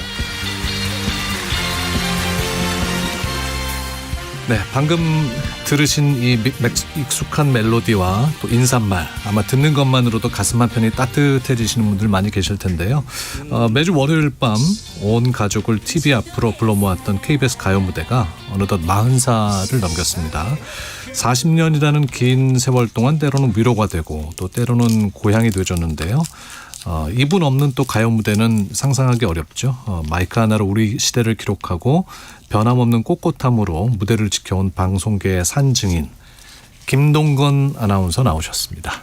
안녕하세요. 어서 오십시오. 감사합니다. 이렇게 또 이런데 불러줘서 왕림해 주셔서 네. 영광입니다. 아니 저는 오늘 같은 자리를 정말 늘 꿈꿔왔던 게 저는 방송 생활 30년 하면서 수도 없이 이제 사석에서 위원님을 뵀었지만은 네. 같이 방송한 적이 없었어요. 맞아요. 네. 네. 그래서 언제 한번 정말 이렇게 모시고 같이 방송을 할 수 있을까 늘 꿈꿔 기다려 왔었는데 뭐 언제든지 부르면 나올 텐데 뭐. 아니요. 위원님이 저를 불러주셨어야 되는데 오늘 네. 이제 마침 제가 세상의 모든 정보 윤인구입니다가 이제 꼭 4개월 했거든요. 아, 그래요? 예, 5월의 첫날 네. 네, 위원님을 모실 수 있게 돼서 영광이고 제가 이제 청취자분들은 왜 김동건 위원이라고 부르는지 좀 궁금해하실 것 같아서 네. 위원님께서 이제 KBS에 계실 때 방송위원으로 맞아요. 계셨기 때문에 네. 후배들은 항상 위원님 그래서 오늘도 네. 아나운서와 위원님 호칭을 좀 발음을 좀 이상하게 하는 사람들은요. 네. 옆에서 듣고 나보고 무슨 국회의원이냐고 물어본 사람도 있어요. 의원이 아니고 네. 위원 방송위원을 하셨기 때문에 네. 바로바로 우리 또 청취자분들 문자 오네요. 이금선님께서 김동건 아나운서 우리 엄마의 아이돌이라고 하시면서 반가운 문자들을 보죠. 3138님도 너무 반갑습니다. 팬이에요 하시면서 문자 주셨는데 오늘 그 유튜브로 보시는 분들 보이시겠지만 제가 넥타이 잘 안 메고 방송하는데 네. 오늘 넥타이를 메고 왔거든요. 네. 이게 우리 김동건 아나운서께서 저 19년 전에 결혼할 때 네. 결혼 축하 선물로 주신 넥타이 제가 잘 메고 있습니다. 아, 그래요? 네. 아이고. 제가 무슨 중요한 결정을 할 때나 네. 중요한 특집 방송을 할 때는 이 넥타이를 메고 나가거든요. 네. 그래서 오늘 위원님 모시는 고맙습니다. 자리에 그렇게 오래 간직하고 또 기억해 주시고 그러니까 넥타이 많을 거 아니에요. 자주 매진 않으니까 중요한 날만 이 넥타이를 아이고 꼭 메고 있습니다. 감사합니다. 네. 다시 한번. 사실 위원님과는 뭐 오랜 인연이지만은 뭐 저희 조부를 통해서도 또 옛날에 80년대 그 11시에 만납시다. 할아버님 모시고 내가 방송 많이 했어요. 그때 고록스러우셨다고. 혼자 아니에요. 말씀을 너무 많이 마셔가지고. 생방송도 네. 그때 아마 서울시장 때신가 총리였을 때인가 네. 제야의 종소리 그 할 때 이제 종막 치고 나서 나오셔가지고 새해 소망을 얘기하시거든요. 네. 그 마이크 대고 이제 그 추운 데서 서가지고 하는데 그 양반 아주 말씀을 잘하세요. 네. 그래서 내가 방송에 덕을 많이 봤죠. 정말 그 많은 분들이 지금 김동건 아나운서 나오셨다고 문자 보내주시고 계신데요. 안정숙님께서 김동건 원탑 아나운서님이 대한민국 대표 레전드죠. 108세 이모 할머니, 우리 아버지 91세 등 가요 무대를 월요일에 보시느라 108세요? 그러신가 봐요. 이모 할머니께서 108세시고 야 김동건 대단하시네. 아이돌급 스타와 함께 반갑습니다 하셨고 0389님은 김동건 아나운서님 국민학교 때 할머니께서 즐겨보시던 가요 무대를 제가 중년이 돼서 즐겨보는 프로가 됐습니다. 항상 그 자리에 계셔주셔서 감사합니다. 건강하게 오래 방송해 주세요. 이렇게 정겨운 문자들을 많이 보내주시고 계십니다. 아이고 오늘 내 잘 나왔네요. 네. 여기 지금 이런 소리 들을 줄은 모르고 네. 윤인구 아나운서 뭐 주고받고 이런 건 줄 알았는데 네. 네. 청취자 그리고 지금 보고 계시는 시청자 여러분들께 한 말씀 하셔야겠는데 그래도 인사는 하고 시작하셔야 되겠는데요. 아이고 너무 고맙습니다. 저 뭐 지금 64년째 아나운서를 하고 있는데 여러분들이 다 그동안 봐주셨기 때문에 제가 아나운서를 계속 할 수 있는 거거든요. 네. 보는 사람 없고 듣는 사람 없으면 어떻게 아나운서를 하겠어요. 그렇죠. 그러니까 너무 오랜 동안 이렇게 사랑을 베풀어 주셔서 너무 고맙습니다. 네. 자, 김동건 아나운서의 이야기를 하나하나 풀어가도록 하겠습니다. 뭐 위원님 얘기할 때 빼놓을 수 없는 게 가요 무대일 텐데요. 가요 무대가 41년이 됐군요. 예. 와, 근데 이렇게 오랫동안 가요 무대 함께 하실 거라고 상상하셨습니까? 아니 생각도 못했고 처음에는 안 오겠다고 막 그냥 도망다니고 그랬어요. 처음에 네, 처음에 제안이 왔을 때요. 그 이제 그 41년 전에 KBS 사장으로 오신 박현태 사장님이 계세요. 네. 그분이 이제 그 KBS에 왜 자신의 연세쯤 되는 많은 시청자들의 그 오락이 없냐. 전부 어린애들 아니면 뭐 그냥 학생들 이런 사람들만 하는 쇼를 하니까 네. 집에 가서 볼 게 없다. 그래가지고 가요 무대를 하나 만들어서 했으면 좋겠다 이런 제안을 하셨어요. 사장님이. 네. 그래서 이제 밑에 PD들이 그걸 가지고 몇 사람이 만들어 보다가 결국은 조의진이라는 PD가 가요 무대를 만들어 가지고 사장님께 보여줬더니 너무 좋아하시는 거예요. 네. 근데 그거를 하게 됐는데 사회자는 그럼 누굴 하는가. 근데 이 조의진 PD가 나보고 하려는 거예요. 그걸. 네. 근데 저는 그 당시에 쇼가 다 뭐 이렇게 그러니까 학생들 뭐 무시하는 게 아니라 젊은이들 대상으로 막 그냥 시끄럽고 이제 뭐 이런 걸 하는 때거든요. 네. 그러니까 나는 그런 건 줄 알았어요. 그러니까 나는 그때 뭐 그 무엇이든 물어보세요. 뭐 11시에 만납시다. 이런 프로를 내가 쭉 하고 또 일요일 날은 일요일 날대로 내가 또 뭐 하는 프로가 있고 그래서 일주일 꽉 차 있었어요 프로가. 네. 그러니까 이제 못 하겠다고 그랬죠. 그런데 이 사람은 그냥 어떻게 해서든지 내가 해야 된다는 거예요. 네. 그러니까 매일 찾아와요. 그러니까 이제 그때도 당대 스타셨으니까 아니요 PD 그렇진 않고 입장에서는 그 사람이 날 굉장히 좋아해요. 그래서 네.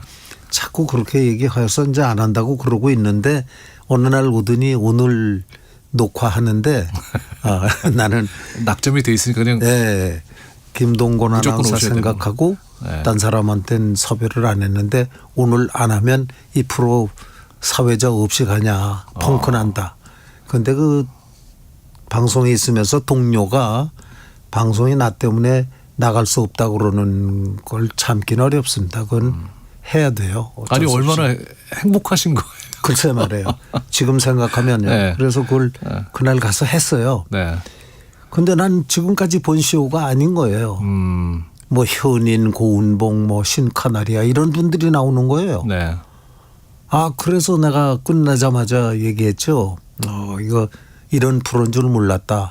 앞으로 내가 계속 하게 해다오. 오히려 그래서 시작한 거예요 이게. 야. 네.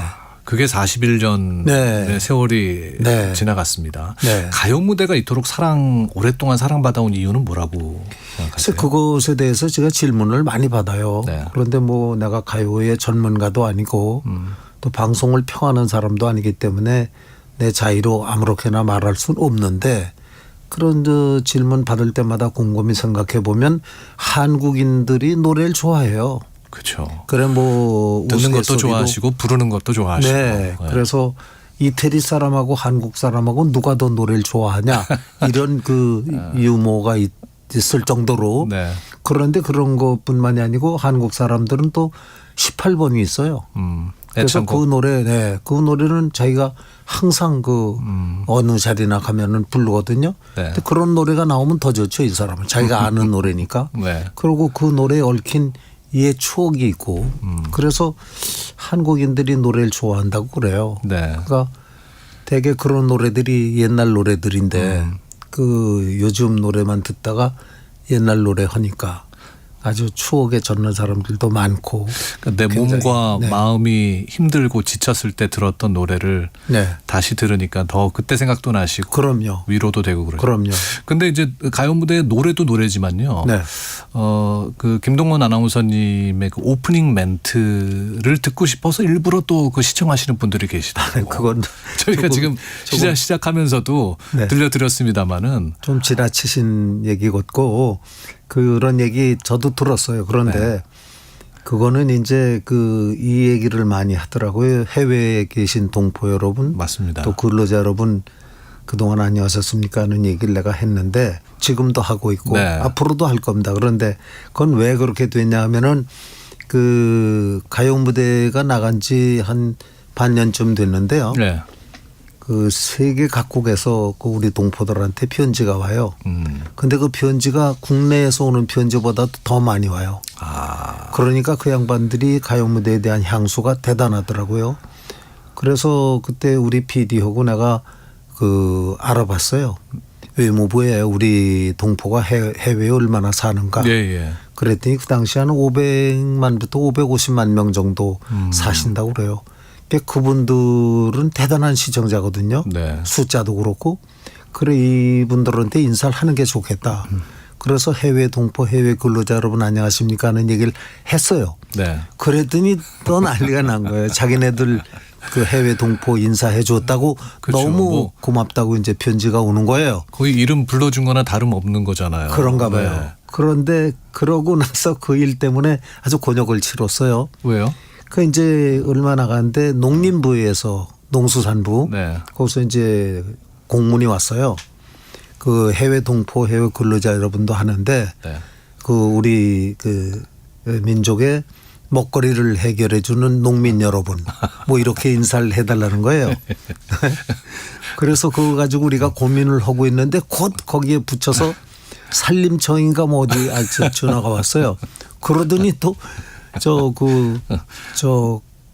뭡니까 철도청 네. 거기에서 오더니 해양청에서까지 계속 5만 군데에서 이제 다 며칠 사이에 그게 오는 거예요. 민원이 들어왔군요. 네. 네. 그걸 인사를 해달라는 거예요. 네. 뭐 24시간 국가의 동맥을 뭐 이렇게 쉬짐 없이 달리는 기관사 여러분 뭐 네. 아니면은 이제 뭐 5대 양을 누비고 계신 마도로스 여러분 뭐 농민 여러분 이걸 그 어떻게 다 해요. 그것만 하다 말잖아요. 이제 시간이. 네.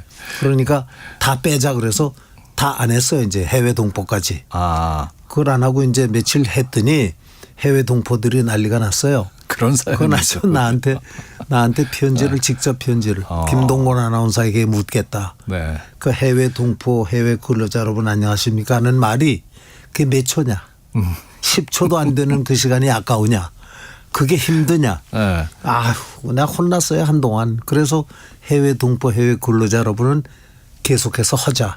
그래가지고 이제 하기 시작한 거예요.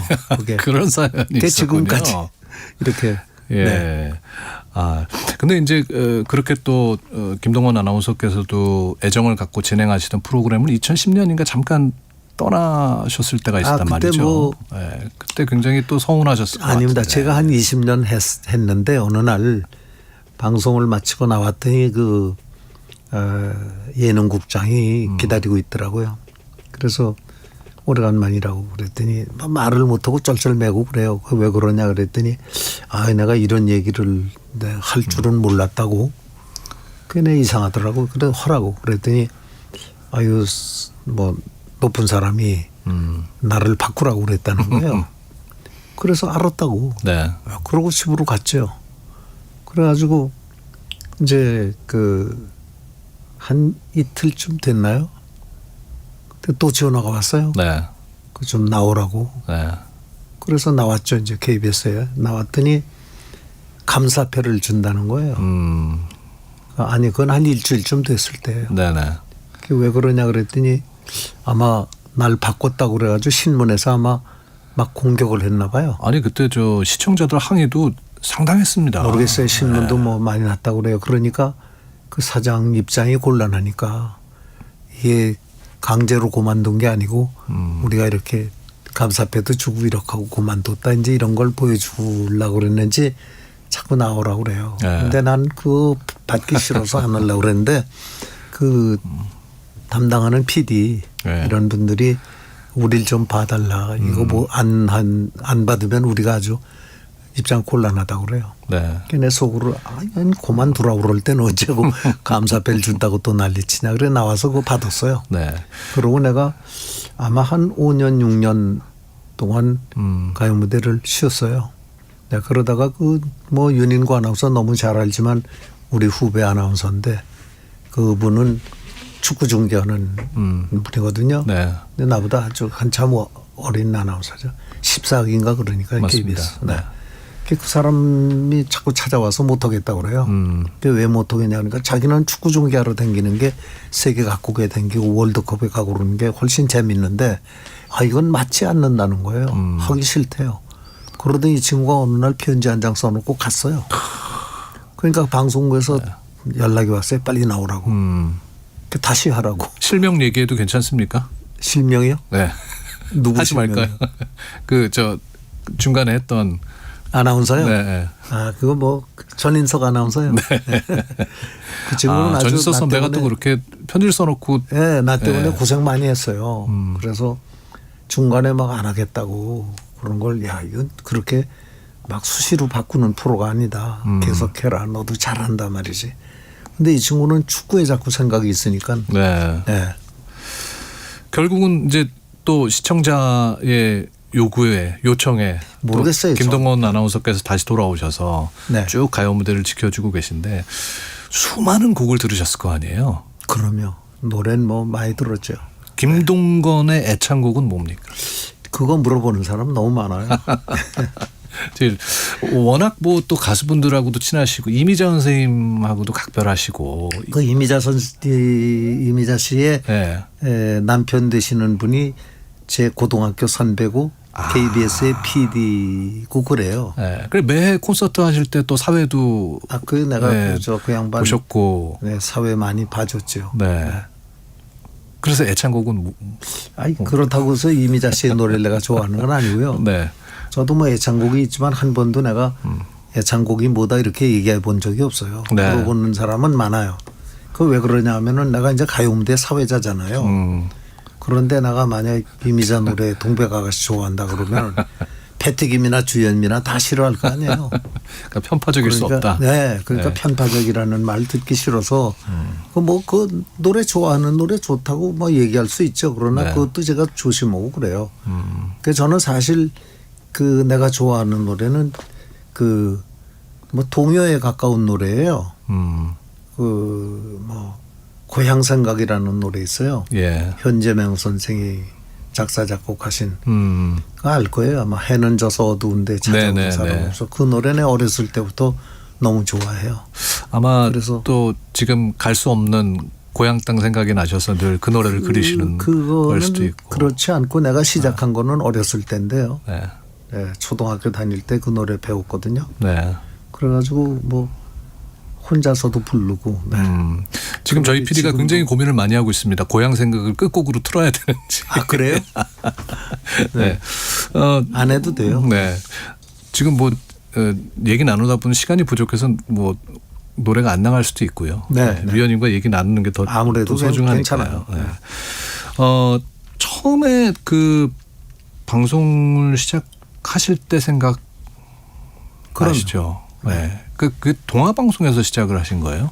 그 동아방송 1기생으로 그 아나운서가 됐죠. 그래서 거기에 한 2년 가까이 있었어요. 근데 그때 처음 방송한 것은 평생 잊어버릴 수는 없죠. 연인구 아나운서도 아마 마찬가지일 거예요. 그렇습니다. 아나운서 돼가지고 첫 번 방송. 라디오 뉴스로 시작했습니다. 저는. 그래요? 그건 대단한 거예요. 우리는 콜사인 했어요. 그때만 해도 뭐 HLKA 그러는 콜사인을 생방송으로 할 때였었죠. 생으로 해요. 그 이제 3시면 3시 이제 뭐 10초 전에 뭐 KBS 여기는 뭐 서울중앙방송입니다 이렇게 하잖아요. 그거 이제 동아방송입니다 하는 얘기 한마디.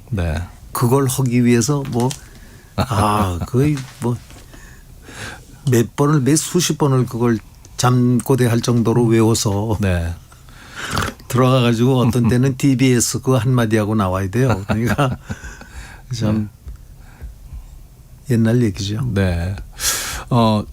이북이 고향이시잖아요. 제가 김동원 위원님 연세를 말씀드려도 괜찮아요.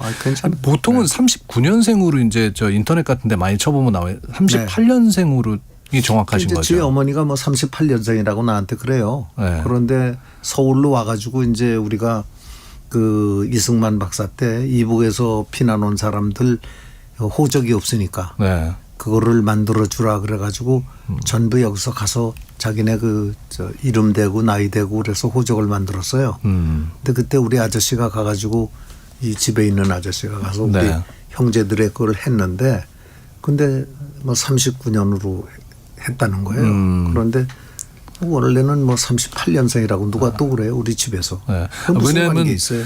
2018년에 네. 저희 KBS 아나운서 후배들이 몇몇 모여가지고 위원님 저 팔순 점심을 KBS 별관 쪽에서 소소하게 모셨던 게 기억이 나서 그때 제가 그래요?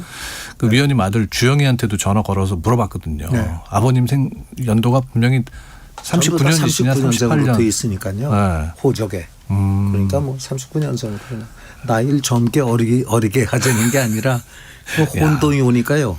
네. 정말 87세 우리 나이로 하면 88세시고. 네. 그 88세나 87세나 뭐 무슨 그게 아니 근데 정말 있겠어요? 그렇게 보이시지 않으시고 관리를 정말 잘하시는 차이있지만 거죠. 네. 네. 그 건강 비결은 뭡니까? 없어요. 저는 뭐 그냥 하루하루 그냥 네. 일하고요. 그리고 뭐 운동도 좀 하고 네. 뭐 그러는 거지 뭐 내가 건강을 지키기 위해서 뭘 해야 한다. 뭐 이런 걸 평생에 지켜보고 뭐 한 적은 없어요. 네. 운동은 많이 했어요. 이것저것. 네. 그 이북에서 워낙 이제 내려오신 지는 오래 되셨기 때문에 저희는 해방되면서 왔으니까요. 가족은 남겨진 가족은 없으셨던 거예요? 가족은 내가 이제 제가 3살 때 우리 친어머니가 돌아가셨거든요. 네. 그 황해도 사리원에 거기에 묘가 있죠. 나 3살 때니까 그 묘에 가도 전 잘 모르고. 네. 이제 이건 뭐 이런 얘기는 그러니까 지금도 그냥 제일 소원이 있다면 우리 어머니 묘에 한번 가보는 것이 제 소원이에요. 네. 근데 지금 뭐 그게 아직까지 남아 있겠어요, 그렇죠? 네. 84년 84년 85년에 북한 다녀오시지 않았습니까? 생방송 그때 이제 남북 이산 가족과 예. 공연단의 그 상호 교환이 있었어요. 85년 9월 달인데 그때 내가 뭐 여기 남쪽의 사회자가 됐어요. 네. 그건 뭐 누가 결정했는지도 모르고 정부에서 그렇게 했다니까 난 안 가고 싶었어요, 굉장히. 우리 선배들의 얘기를 들으면 6.25 전쟁 때 KBS 그 중앙방송이 인민군들이 들어와 가지고 직원들을 다 나오라고 그래서 신분증을 다 내놔라. 네. 그 신분증을 다 내놨는데 거기에 아나운서가 2명 있었다는 거예요. 그 사람들만 데려다가 그냥 저거 하더라는 거예요. 그 나머지는 다 가라고. 그러면서 저 아나운서들은 전범이라고 그러더라는 거예요. 네. 그런 소리를 선배들한테 들었기 때문에 난 그거 가기 싫더라고요. 그때 뭐 유서까지 써놓고 가셨다고. 그 유서 썼다는 건 거짓말이고요. 그래요? 네, 그건 뭐 내 친구한테 내가 제일 가까운 친구한테 내가 부탁을 했죠. 이제 가기 한 이틀 전에 만나서 내 얘기했어요. 내가 이제 북한을 간다. 근데 혹시 내가 거기 가서 뭐 잘못돼서 못 오면 그러면 네가 우리 애들하고 우리 집사람하고 책임을 져다오. 네, 그랬죠. 네. 그랬더니 걱정하지 말라고 그런 일은 없을 거라고 또 그래요. 그래서 그 친구가 아마 친구들한테 얘기했나 봐요. 그게 아마 자기한테 그런 유언 같은 걸 하고 갔다. 그래가지고 그게 사람 입에 이제 오르내리고 그래가지고 무슨 유서를 쓰고 갔다 뭐 그러고 그러는데 유서 뭐 쓴 적도 없고. 네. 근데 부탁은 했어요, 내가. 네. 네. 북한 가셨을 때. 네. 아까 말씀하셨던 3살 때 돌아가신 어머님 산소를 이렇게 찾아갈 수가 없어요, 그거는. 왜냐하면은 내가 가는 곳은 평양이고 어머니는 사리원에 모셨는데 그 사리원을 지나갈 때 내가 그 영무원한테 부탁했어요. 사리원 지나갈 때 나한테 좀 얘기해 달라고. 네. 그래서 조금 이따 사리원 지나간다고 그래요. 그래서 내가 카메라 들고 나가가지고 기찻길에 쭉 가면서 한 통을 다 찍었어요. 그런데 그 나중에 왔는데 그게 뭐 시내도 아니고 그 사리원의 모습이라고 볼 수가 없어요. 건널목을 하나 지나가고 뭐 그런 것밖에 없는데 그 안기부에서 그때 우리한테 사진을 찍어달라고 한 5통쯤 필름을 줬어요. 네. 뭐든지 거기서 찍어가지고 와라. 그 이제 안기부에서 그걸 찍으려면 뭐 스파이가 가야 될 거 아니에요. 예, 근데 우리는 공식적으로 갔으니까 네. 뭐 사진도 찍고 그러는 걸 다 찍어가지고 안기부에 주면 안기부에서 필요한 것만 자기네들이 가지고 나머지 사진 돌려주겠다. 그래서 다 갖다 줬는데 뭐 아직까지도 안 돌려주는데요. 그러니까 어머님이 여기 어딘간 계시겠구나 하는 생각만 그 생각만 하셨겠네요. 하고 지나가는 거죠. 네. 네. 그때 이제 1983년도에 KBS에서 이산가족 찾기 생방송을 네, 네. 하셨습니다. 네. 그때 고향 생각도 많이 그 기록이 이제 유네스코 기록유산으로 또 등재가 되기도 했거든요. 네, 그러니까 정말 그랬다고요. 대단한 네. 방송이죠. 그때 생각 많이 나시죠? 그 가족 찾아서 울부짖던 그거는 뭐 저는 생각지도 못한 프로거든요. 그런데 지금 했으면은 아마 윤인구 아나운서가 거기 나가서 아마 밤새우고 그랬을 거예요. 네. 그때 그 2명이 우리 KBS 직원은 아닌데 프리랜서인데 여자 남자가 하던 프로가 있어요. 근데 그 프로에 사람을 찾습니다 하는 걸 했다는 거예요. 근데 이북 사람이 와가지고 찾아달라고 그 얘기를 듣고 찾았다는 거예요. 네. 그게 소문이 나가지고 그런지 자우전 그 프로가 이 이산가족 찾기 방송으로 변해서 그 두 사람이 할 수가 없어요. 매일 했는데. 몇 달을 지속해서 생방송. 넉 달 했어요. 근데 4개월을. 138일 했거든요. 그러니까 그 두 사람이 감당을 못 하겠으니까 그 두 사람은 하루에 그냥 몇 시간 하고 들어가면 나머지를 다 24시간 하는데 아나운서들이 했어요. 근데 저뿐이 아니고 네. 우리 방송의 아나운서는 다 했어요. 아, 그랬었군요. 예. 그러니까 우리가 내가 제일 많이 하긴 했지만 그 다 거기 나가서 뭐 하루 이틀 밤 안 새운 사람 없어요. 아나운서들이 다 나가서 했죠. 그거를. 그러니까 남다르게 기억되는 장면 중에 하나가 네. 이제 그 이산가족 중에서 또 말씀하시다가 혼절하셔가지고 네, 그 그게 모습 이제 보시고. 자꾸 방송에 나가더라고요. 네. 그 시간에 제가 그걸 담당해서 했거든요. 근데 이제 어머니가 딸을 찾는 거예요. 그런데 그 딸이 그 3살 때인가 4살 때 잊어버렸다는 거예요. 그러니까 30년이 지났으니까 그 딸이 한 30대 났을 거 아니에요? 네. 그런데 이제 엄마는 할머니 이제 젊은 할머니. 그런데 그 딸이 어떻게 연결돼 가지고 나왔어요. 근데 이제 그 딸이라는 걸 증명할 수가 없어요. 30년 떨어져 있었으니까 어렸을 때 헤어졌으니까 그렇죠. 딸 같기도 하고 아닌 거 같기도 하고 그래요. 걔 이름이 뭐냐 너 엄마 이름 아냐 뭐 이걸 가지고 이제 다 그냥 확인을 하는 거예요. 그러다가 결정적으로 그 누구 이름을 하나 딱 얘기하니까 딸이다 이렇게 된 거예요. 그게 이제 확신을 가질 수 있는 계기가 됐군요. 예. 네. 딸이다 하는 순간 이 그 할머니가 거기서 그냥 뒤로 꽝 어디 뒤로 넘어졌어요. 그러더니 기절을 했어요. 그래가지고 뭐 우리가 의사도 다 준비했었거든요.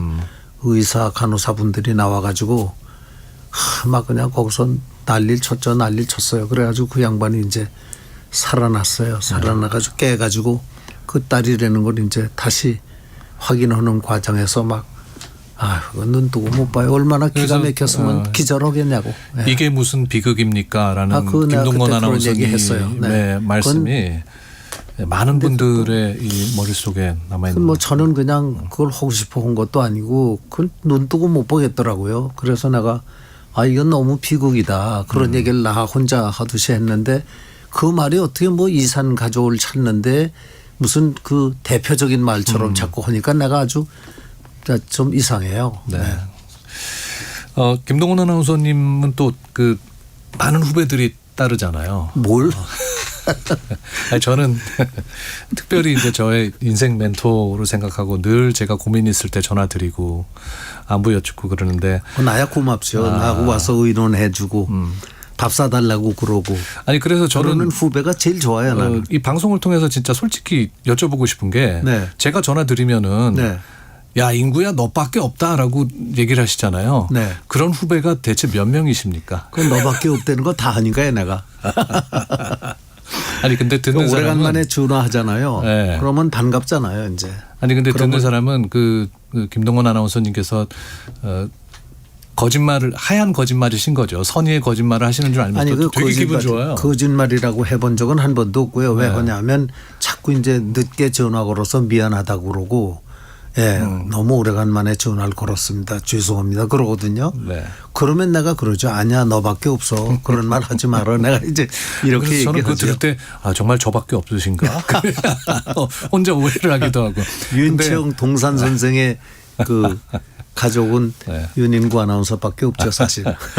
아니 근데 정말 그 우리 방송사 아나운서 중에 김동건 아나운서님께서 사주시는 밥을 안 먹은 사람이 없고 네. 있다면은 그 사람의 인성의 문제인 것이고. 아니, 그리고 다 사 먹었죠, 같이. 다 밥값을 먹었죠. 네. 내려고 해도 절대 못 내게 하시잖아요. 네. 제가 30년 김동건 위원님 모시는 동안 딱 한 번 네. 제가 미리 나가서 몰래 계산하고 왔다가 호통 치시면서 혼난 적 한 번 네. 그때 말고는 네. 밥을 계속 사주셔가지고. 아니 근데 뭐 그건 내가 사주고 싶으니까요. 네. 세상에 내가 태어나서 아나운서라는 직업을 가지고 사는데 그 뭐 5천만이 넘는 사람들 가운데 한 시대에 태어나서 같은 직장에서 같은 직종을 가지고 만나는 선후배가 몇 명이나 되겠어요. 네. 그러니까 난 아주 소중해요, 후배들이. 내 선배도 그래요.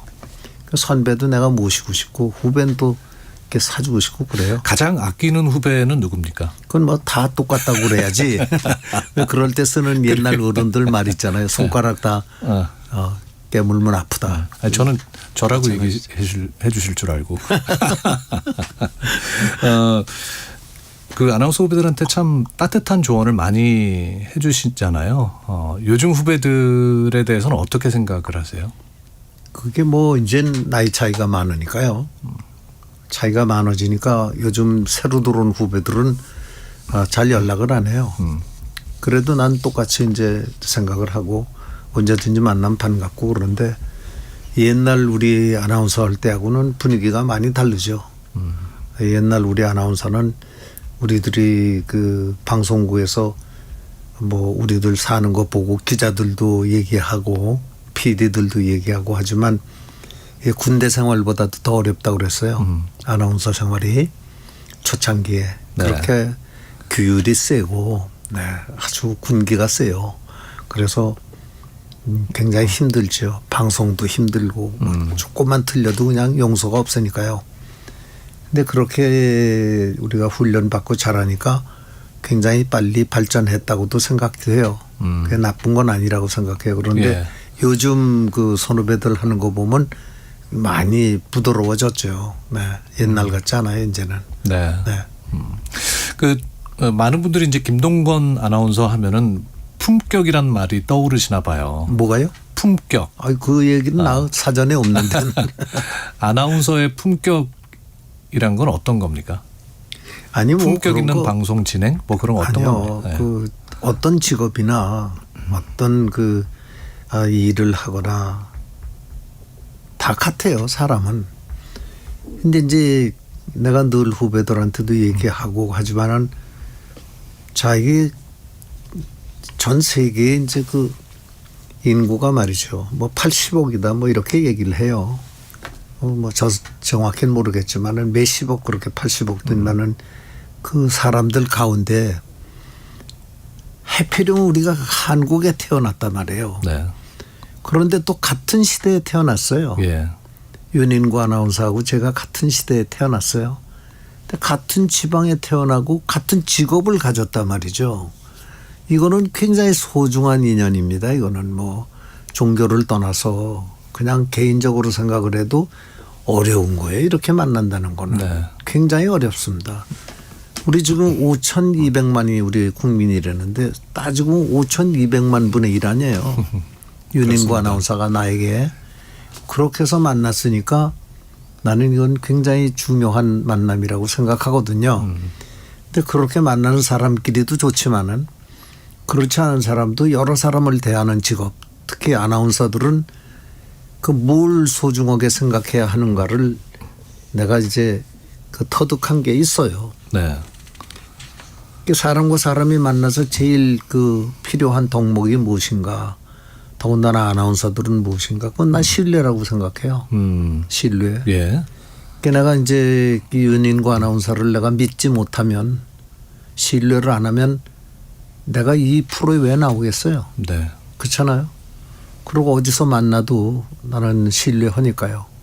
연인과 아나운서가 저한테 거짓말을 해본 적이 없거든요. 저도 마찬가지고. 그러니까 특히 아나운서들은 그 시청자들한테 잘 보여서 뭐 좋다 무슨 뭐 인기가 있어야 한다 이런 걸 떠나서 가장 신뢰를 중요시 해야 된다고 생각합니다. 네. 오늘 문자가 굉장히 많이 와서요. 네. 잠시 좀 소개를 해드리도록 하겠습니다.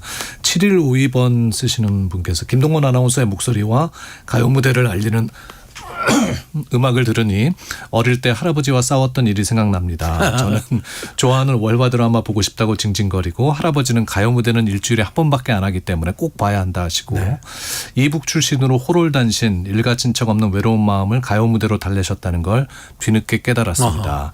이미 돌아가셔서 안타깝습니다 하셨고요. 7070님 89년도 5대양 6대주를 누비는 저의 마도로스 시절에 배 휴게실에서 가요 무대 녹화 비디오를 켜놓고 봤던 추억이 있습니다. 그때 김동건 아나운서님의 모습이 지금도 똑같은 것 같습니다. 앞으로도 계속 건강하시고 가요 무대를 지켜주시기 바랍니다 하셨고요. 5988님 김동건 아나운서님 목소리는 삼행시를 지어주셨네요. 김동건 아나운서님 목소리는 동시대를 살아온 우리 모두에게 건강한 위로와 깊은 울림을 주는 등불입니다 하시면서 김동원 선생님 앞으로도 늘 저희 곁에서 건강하고 행복하게 오래도록 들려주실 그 목소리를 응원합니다 하셨고요. 홍명수님은 오랜 시간 품격 있는 진행으로 무대를 지켜오신 김동건 아나운서님 늘 같은 자리에서 전해주시는 안정감에 시청자는 오늘도 편안합니다. 변함없는 목소리와 품위로 가요 무대를 오래오래 밝혀주세요. 진심으로 응원합니다 하셨거든요. 이거 뭐 오늘 여기 나와서 제가 손님으로 나온 것 같은데 그러지 않고 내가 여기 스태프들하고 윤인구 아나운서인데 단단히 사례를 내겠습니다. 아닙니다. 나 이런 경험 처음이에요.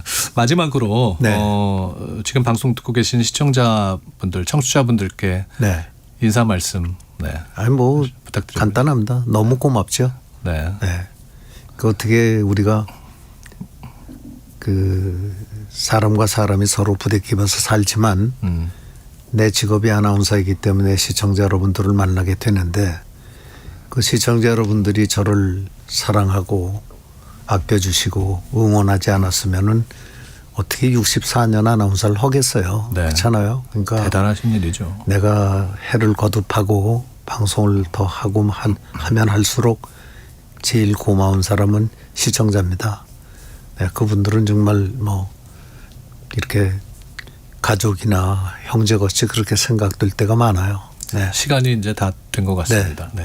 내년이 방송 100주년이랍니다. 그렇다고 그래요. 김동건 위원님 모시고 제가 한 무대에 서는 그날을 또 꿈꿔보겠습니다.